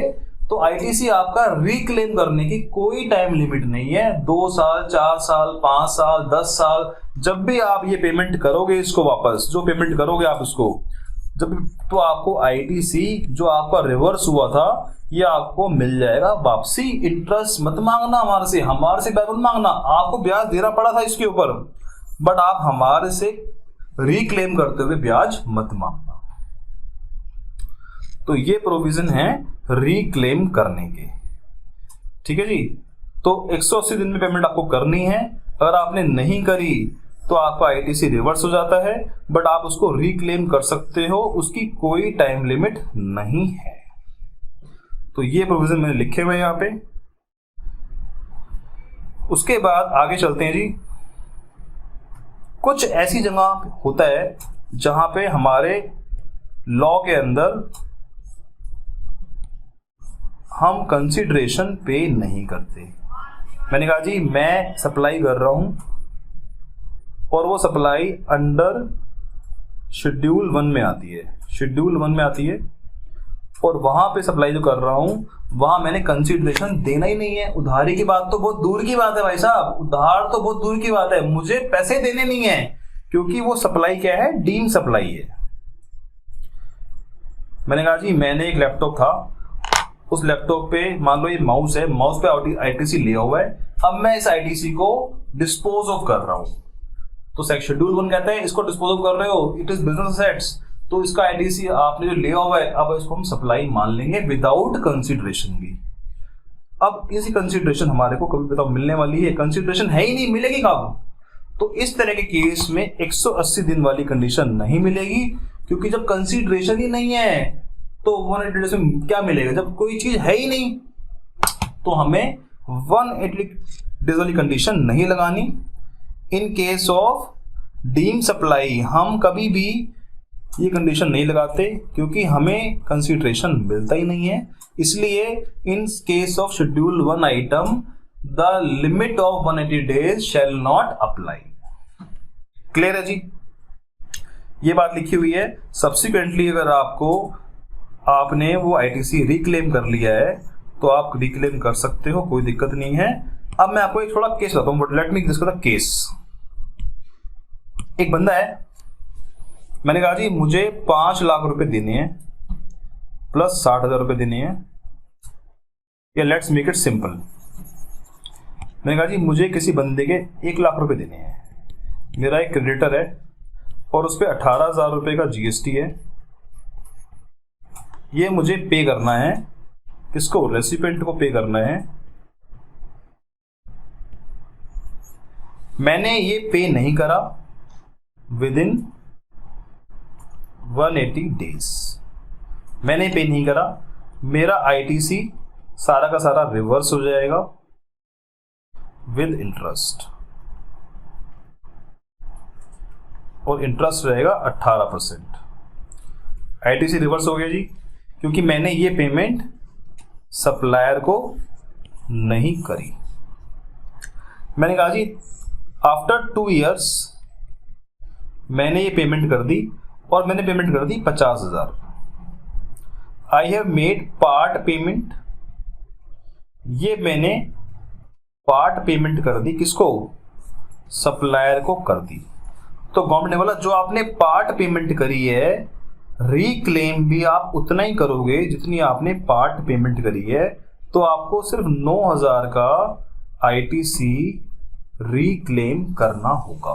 ध्यान रखना, जितनी पार्ट पेमेंट आप करोगे, चाहे पूरी करो, चाहे आधी करो, चाहे 1/3 करो, जितनी पेमेंट आप करोगे आईटीसी की उतना ही रिक्लेम करने की पावर है आपको। जब आप बैलेंस पेमेंट कर दोगे 50,000 रुपए की, मान लो 3rd ईयर में, तो आप 3rd ईयर में फिर दोबारा से 9,000 का आईटीसी रिक्लेम कर सकते हो। जितनी पेमेंट करोगे उतना ही आपको रिक्लेम करने को फ्यूचर में मिलेगा, कोई टाइम लिमिट आपके पास नहीं है। तो ये बात लिखी हुई है यहाँ पे जो मैंने आपको पढ़ा दिया, आपको रिक्लेम करने की कोई टाइम लिमिट नहीं है, जितना आप पे करोगे उतना आपको मिल जाएगा। अब यहां पे कई बार एक प्रैक्टिकल चैलेंज आएगा, आपको एग्जामिनर ऐसे करके नहीं बताएगा कि इसमें टैक्स कितना है और अमाउंट कितना नहीं बताएगा। एग्जामिनर आपको बोलेगा कि लमसम रेसिपेंट ने पे कर दिए, मान लो 50,000 रुपये कर दिए। It is a lump sum amount which has been paid by recipient to supplier. अब आपको देखना है कि इसमें से आईटीसी कितना है, तो आप सिंपल एक्सपोर्ट हो चुके हो। 50,000 डिवाइडेड बाय 118% अगर आईजीएसटी है और उसका 18%, तो ये आपका आ जाएगा, आप निकाल लो कैलकुलेटर पे, 50,000 डिवाइडेड बाय 118 इंटू 18, तो ये आ गया आपका 6727। ये आपका आ गया जीएसटी का पोर्शन। कमेंट कह रही है इतना जीएसटी आप रिक्लेम कर लो, इतना आईटीसी आप रिक्लेम कर लो अगर ये आईजीएसटी है। तो अगर सीजीएसटी एसजीएसटी है तो सी का अलग निकालेंगे, एस का अलग निकालेंगे। हम इसको डिवाइड कर देंगे 2 से, तो ये आ जाएगा 3813। ये इतना आईटीसी में रिक्लेम कर लूंगा। ध्यान रखना है आपको, एग्जामिनर आपको बड़ा चालाकी से क्या करेगा, वो आपको जानबूझ के बोल देगा जी इतना पैसा मैंने उसको वापस किया है, किसने, सब रेसिपेंट ने सप्लायर को पे कर दिया आफ्टर 2 साल, तो हम इसको निकाल देंगे, इस 50,000 का निकाल देंगे कि इसमें जीएसटी कितना है, तो जीएसटी निकाल दिया हमने, और जीएसटी हम रिक्लेम कर लेंगे 2 साल के बाद। तो you have to be very careful in the examination. उसने आपको अमाउंट दी है या उसने आपको टैक्स भी बताया है, ठीक है जी। तो ये हमारा कंसेप्ट हो गया रिक्लेम का। उसके बाद हम करते हैं आगे, कुछ कंडीशन और है हमारी। एक कंडीशन गवर्नमेंट ने और लगाई जी, कह रहे अगर आपने अपने आईटीसी का डेप्रिसिएशन क्लेम कर लिया तो हम आपको आईटीसी नहीं देंगे। मैं आपको एग्जांपल देता हूं, let me give you an example. मैंने कहा जी मैंने एक मशीन खरीदी और मशीन की एंट्री मैंने ऐसे कर दी, machine account debit, ITC debit to bank. अब मैंने क्या करा जी, मशीन की कॉस्ट है मान लो 50 के, ये है मान लो 9 के और ये है आपका 59 के। तो मैंने आईटीसी को अलग से कैपिटलाइज किया है, कैपिटलाइज नहीं करा मैंने इसको अलग से असेट्स बुक कर लिया और मशीन को मैंने अलग से कैपिटलाइज कर दिया 50 के, जो मेरी कॉस्टिंग थी। तो गवर्नमेंट ने बोला इस केस में क्योंकि आप आईटीसी वाले पोर्शन पे डेप्रिसिएशन क्लेम नहीं कर रहे हो, तो हम आपको आईटीसी पूरा दे देंगे। ऑन द अदर हैंड अगर आपने मान लो इस एग्जांपल में अगर आपने एंट्री ऐसे करी होती, मशीन अकाउंट डेबिट 50 के प्लस 9 के, मतलब आपने मशीन के जीएसटी वाला पोर्शन भी कैपिटलाइज कर दिया और आपने डेप्रिसिएशन क्लेम कर लिया इस 9 के पे भी, you have claim depreciation in the income tax. Government कह रही है या तो आप डेप्रिसिएशन ले लो, either you take depreciation or you take ITC, तो हम आपको डबल बेनिफिट नहीं देंगे। एक बात यहां सुनने वाली है बड़ी काम की, आपने मशीन कैपिटलाइज करने के लिए मना नहीं किया हमने आपको। वी आर नॉट सेइंग कि don't claim depreciation in the income tax at all. हमने कहा जी इनपुट वाले पोर्शन पे आप डेप्रिसिएशन क्लेम नहीं करोगे, इसके डेप्रिसिएशन पे हमें कोई दिक्कत नहीं है, still you can capitalise your machinery, हमें कोई दिक्कत नहीं है। बट इनपुट कंपोनेंट पे, इस वाले कंपोनेंट पे आपको आईटीसी, इस आईटीसी वाले कंपोनेंट पे आपको डेप्रिसिएशन क्लेम नहीं करना। मशीन पे डेप्रिसिएशन क्लेम करने में कोई दिक्कत नहीं है। बच्चे यहां कंफ्यूज हो जाते हैं, सर क्या हमारे को मशीन पे डेप्रिसिएशन नहीं लगाना, मशीन पे लगाना है बट आईटीसी वाले कंपोनेंट पे कैपिटलाइज नहीं करना और डेप्रिसिएशन क्लेम नहीं करना। तो ये बात लिखी हुई है simple, you don't need to claim, you are not supposed to claim depreciation on input component, input tax component पे depreciation claim नहीं होना चाहिए। Last but not least, time limit बताया मैंने आपको, assets,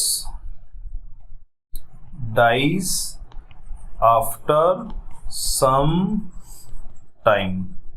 असेट्स एक टाइम के बाद एक्सपायर हो जाती है, तो एक गवर्नमेंट ने टाइम लिमिट दी है जी, टाइम लिमिट के बाद आप आईटीसी क्लेम नहीं कर सकते। हमारी जो 3B फाइल होती है, जैसे मान लो ये हमारा पीरियड है 1920 का पीरियड है, गवर्नमेंट ने बोला इसके अगले साल 21, 22, 20, 21 में जो आपका सितंबर का महीना आएगा, सितंबर के महीने की रिटर्न जाती है 20 अक्टूबर को। गवर्नमेंट ने बोला 20 अक्टूबर तक जो भी आपने ये परचेज करी है यहाँ पे, इसका आईटीसी आप 20 अक्टूबर तक ले सकते हो। पहली शर्त तो ये हो गई, ये हो गई पहली शर्त। दूसरी शर्त ये है कि आपको भरनी होती है एनुअल रिटर्न। एनुअल रिटर्न की लास्ट डेट होती है अगले साल की 31 दिसंबर। ये होती है आपकी ड्यू डेट। गवर्नमेंट ने बोला we don't consider due date, we are talking actual date, actual date of filing annual return. मान लो आपने फाइल कर दी 19 अक्टूबर को, तो यहां पे देखोगे आप 20 अक्टूबर आपकी रिटर्न है और 19 अक्टूबर को आपने फाइल कर दी, विच एवर इज अर्लियर, ये आपकी लास्ट डेट हो गई, टाइम लिमिट हो गई to claim ITC. Practically life में कोई भी एनुअल रिटर्न टाइम पे नहीं भरता है।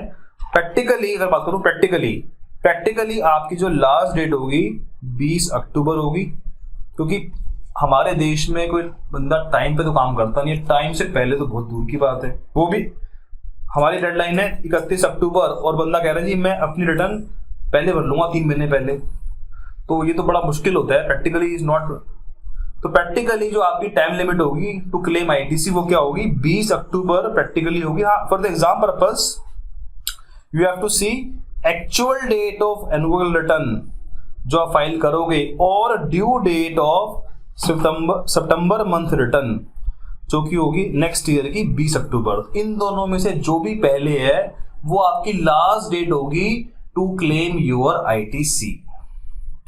वेरी वेरी इंपॉर्टेंट, एग्जामिनर यहां पे टेस्ट करता है, आपको टाइम लिमिट पे चेक कर लेता है। तो विच एवर इज अर्लियर लेना है हमारे को। पॉइंट टू बी नोटेड, यहाँ पे फर्निशिंग डेट है, ड्यू डेट नहीं है, तो you have to be very careful. यहाँ पे ड्यू डेट नहीं है, यहाँ पे एक्चुअल डेट है, जब आप एक्चुअली में अपने डिटेल की return file annual return file करोगे, और यहाँ पे ड्यू डेट है। This is your due date and this is your actual date, and the due date is always 20 October of next year. तो ये टाइम लिमिट है। मैं आपको एक बार क्विकली रिवाइज कराता हूं, quickly let me just give you again, I am just recap कर रहा हूं, थोड़ा सा रिकैप कर रहा हूं। सबसे पहले हमने पढ़ा कि सेक्शन 16 के अंदर पहले आप रजिस्टर्ड होनी चाहिए, पहली कंडीशन।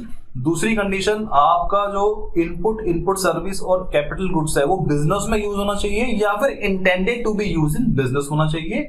ये हो गई दूसरी शर्त। ये हो गई दो बातें जो कि एलिजिबिलिटी की बात करते हैं। फिर उसके बाद है चार शर्तें। चार शर्तें क्या है? पहले आपके पास इनवॉइस होना चाहिए आपके पोजीशन में, टैक्स इनवॉइस, डेबिट नोट या फिर बिल ऑफ एंट्री, या इन case of RCM self tax invoice होना चाहिए आपके पास। तो पहली बात हो गई, शर्त पहली हो गई टैक्स इनवॉइस होना चाहिए। दूसरी शर्त हो गई आपके पास कि आपका गुड्स और सर्विस एक्चुअली में रिसीव होना चाहिए, या आपने खुद करा हो या आपके एजेंट ने करा हो या बिल्ड मॉडल में किसी और ने करा हो। तीसरी बात हो गई कि आपका टैक्स गवर्नमेंट को पे हो जाना चाहिए। वो पे कौन करेगा? सप्लायर पे करेगा। सप्लायर पे करेगा अपनी 3B के अंदर, और वो सप्लायर ने पे कर दिया हो, बट अगर फ्यूचर में पे करेगा तो हम प्रोविजनली आज ही आपको आईटीसी दे देंगे। क्योंकि सेक्शन में लिखा हुआ है कि हम प्रोविजनल आईटीसी आपको आज दे देंगे, क्योंकि वो तो फ्यूचर में पे करेगा तो हम आज आपको आईटीसी दे देंगे। उसके बाद कंडीशन लिखी है आपकी अपनी खुद की रिटर्न भी 3B फाइल हो गई हो। ये चार शर्तें पूरी होने के बाद आपको आईटीसी मिल जाएगा। उसके बाद एक प्रोवाइजो है कि अगर आपने भी लॉट में रिसीव किया है गुड्स, तो लास्ट लॉट वाले दिन आपको जीएसटी का आईटीसी मिलेगा। उसके बाद एक कंडीशन है कि आपने अगर पेमेंट अपने सप्लायर को नहीं करी 180 दिन में, तो आपको आईटीसी रिवर्स करना पड़ेगा। अगर आप फ्यूचर में पे कर दोगे तो आप रिक्लेम कर सकते हो। और उसके बाद लास्ट कंडीशन है कि आपने डेप्रिसिएशन क्लेम ना करा हो इनपुट कंपोनेंट पे, ओनली इनपुट कंपोनेंट पे। और last but not least 20 October of next year और actual date of annual return, इसके अंदर आपको आईटीसी लेना है। यहां पे एक छोटी सी अमेंडमेंट लॉ में ये आई थी कि पहले यहां पे ये लॉ में ये था कि डेबिट नोट जो है, डेबिट नोट भी आप जो रेज करते हो वो पिछले साल से बिलोंग नहीं होना चाहिए। अब गवर्नमेंट ने यहां लॉ चेंज कर दिया है, डेबिट नोट की डेट ऑफ इशू देखी जाएगी, डेट ऑफ इशू। अगर डेबिट नोट बिलोंग करता है पिछले साल का भी और उसकी डेट ऑफ इशू इस साल की है, तो हम इस साल का पीरियड काउंट करेंगे 20 अक्टूबर तक। पहले ऐसा लॉ में नहीं था, चेंज आया लॉ के अंदर। तो डेबिट नोट की डेट और इनवॉइस की डेट से आपको पीरियड काउंट करना है। मान लो आपका डेबिट नोट इशू हुआ है 19-20 में, यहां इशू हुआ है, बट इसका इनवॉइस जो था वो यहां पे था, तो तब भी हम मानेंगे कि ये जो डेबिट नोट इशू हुआ है यहां इशू हुआ है, इसकी लास्ट डेट होगी क्लेम करने की 20 अक्टूबर और actual return of annual return whichever is early. तो डेबिट नोट इशू की डेट आपको देखनी है, उसके ओरिजिनल इनवॉइस से हमें कोई लेना देना नहीं है। पहले प्रोविजन ये था कि ओरिजिनल इनवॉइस की डेट लिखी जाती थी, अब हम देखेंगे डेबिट नोट कब इशू हुआ है, उस डेट से आपको अगले साल के 20 अक्टूबर तक डेबिट नोट पे आईटीसी क्लेम करने की पावर है। तो ये थोड़ा सा चेंज आया है पुराने लॉ के हिसाब से, ये नया अपडेट है। यहां भी एग्जामिनर आपको चेक कर सकता है, वो आपको बोलेगा कि डेबिट नोट इस साल का है बट उसका इनवॉइस पिछले साल का है। तो बताओ what is the time limit, time limit क्या होगी 20 October of next year. This is the important point जहां पे एग्जामिनर आपको टेस्ट कर सकता है। ठीक है जी, तो इनवॉइस और डेबिट नोट आज की डेट में सेम है, कोई बात पुराने वाली नहीं देखेंगे। जो जिस डेट पे आप इनवॉइस या डेबिट नोट इशू कर रहे हो उस डेट से अगले साल 20 अक्टूबर तक हमारे पास टाइम लिमिट है टू क्लेम आईटीसी। तो ये हमने बात कर ली सेक्शन 16 की। एक लास्ट बात इंपॉर्टेंट है जो हमें करनी है, लास्ट बात, एक लास्ट बात है, एक सर्कुलर गवर्नमेंट ने इशू करा और उन्होंने कुछ अलग से लगाई रिस्ट्रिक्शंस कि हम चाहते हैं जी हमारा जीएसटी का जो आईटीसी है वो तभी मिले जब हम ये बातें आप शर्तें पूरी कर लो। शर्तें क्या है जी? गवर्नमेंट ने बोला जी, अब सुनो इसकी स्टोरी क्या है। गवर्नमेंट ने बोला जी ये आपका सप्लायर है, ये आपका रेसिपेंट है। सप्लायर ने रेसिपेंट को कोई सप्लाई करा, ठीक है जी, उसके बाद इसने अपनी 3B फाइल करी और GSTR 1 फाइल करी। 3B होती है टैक्स पेमेंट के लिए और 1 होती है बेसिकली आउटवर्ड सप्लाई की डिटेल के लिए, ये कह दूं सेल डिटेल के लिए। मैंने कहा जी मैंने अपनी सेल दिखा दी, रेसिपेंट को दिखा दी, और रेसिपेंट के एक रिकॉर्ड होता है 2A। बताऊंगा आपको मैं आगे क्या होता है 2A। रेसिपेंट के 2A का मतलब होता है ऑफिशियल परचेज। रेसिपेंट के 2A में वो सारी परचेज आ गई। गवर्नमेंट ने बोला जब तक आपके 2A में वो परचेज नहीं आएगी हम आपको आईटीसी नहीं देंगे, हम आपको आईटीसी नहीं देंगे। आपने सारी शर्तें पूरी कर ली हो, आपके पास इनवॉइस भी है, गुड्स रिसीव भी हो गया, पेमेंट भी कर दी है, सारी बातें पूरी हो गई हैं, तब भी हम आपको आईटीसी नहीं देंगे। आपके 2A में मतलब ये बंदे ने टैक्स तो पे करा ही करा हो, साथ में अपनी GSTR 1 के अंदर आपको क्रेडिट पास करा हो थ्रू 2A। एग्जामिनर ने पिछले अटेम्प्ट में क्वेश्चन पूछ लिया बच्चों से, उन्होंने बोला जी एक बंदे के पास टैक्स इनवॉइस भी है, गुड्स रिसीव भी हो गया, सारे काम हो गई, बट सप्लायर ने रिटर्न भरते हुए वो डिटेल अपडेट नहीं करी रेसिपेंट की। जब अपनी रिटर्न फाइल कर रहा था G7 तो उसने डिटेल भरने में गलती कर दी, और वो जो आईटीसी है वो आईटीसी सप्लायर के 2A में दिख नहीं रहा। तो आप क्या करोगे? आप तो बोलोगे सर सेक्शन 16 की सारी बातें पूरी हो रही है, इसको आईटीसी दे दो दे दो दे दो, बट लोग कहेगा नहीं, इसके 2A में आईटीसी लाने की कुछ शर्तें दे दी हमने। तो इसका एग्जांपल गवर्नमेंट ने यहां दिया है, मैं आपको बताता हूं क्या दिया है उन्होंने एग्जांपल। लेट मी क्लैरिफाई, क्या उन्होंने चेंज करा है लॉ के अंदर, what is the change, let me explain you. ये क्या चेंज करा है, क्या चेंज आया है देखते हैं। ये सर्कुलर पढ़ते हैं क्या है। कह रहे जी ऑब्जर्व किया गया कि टैक्स पेयर फर्जी काम कर रहे हैं और आईटीसी जो है वो शो नहीं हो रहा रेसिपेंट के 2A में।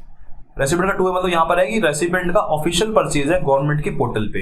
एक तो आपका परचेज होता है आपके टैली के सॉफ्टवेयर में, आपने परचेज करी हुई है, आपने टैक्स लगाया हुआ सारा, आपका सारा रिकॉर्ड टैली में है, बीजी में है या आपके सॉफ्टवेयर में है। एक आपका रिकॉर्ड गवर्नमेंट के पास है कि हमारे हिसाब से इसकी परचेज क्या है, हमारे हिसाब से इसकी आईटीसी कितना बनता है। तो गवर्नमेंट के हिसाब से जो आईटीसी बनता है वो आपका रिकॉर्ड होता है आपके 2A में, जो कि जीएसटी पोर्टल पे अपडेट होता है। तो basically this 2A is official purchase on the record of government of India की साइट पे।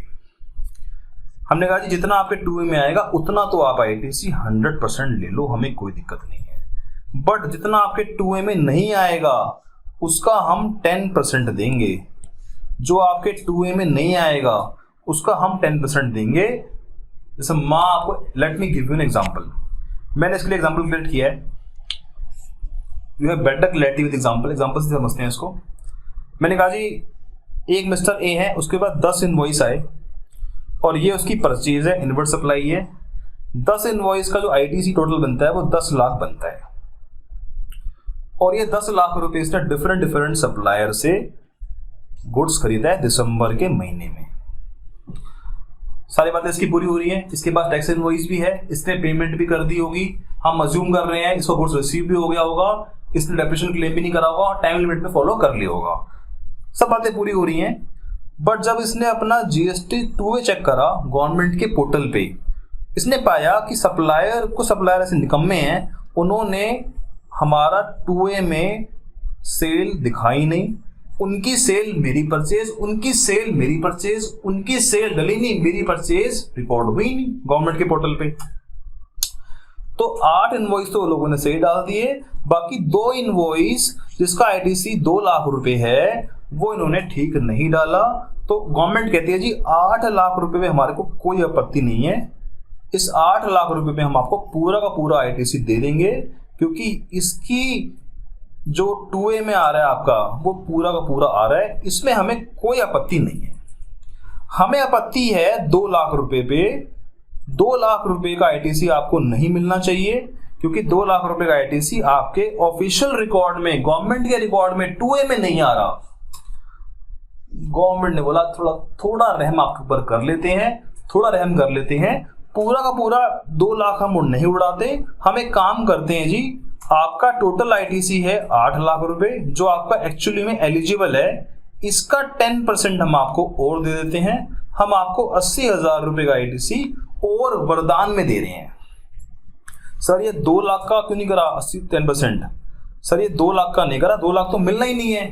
हमने कहा जी जो आपका जेन्युइन आईटीसी है, जो आपको मिल गया है, उसका 10% हम आपको और दे देते हैं। तो हम आपको आईटीसी देंगे अब 8,80,000 का।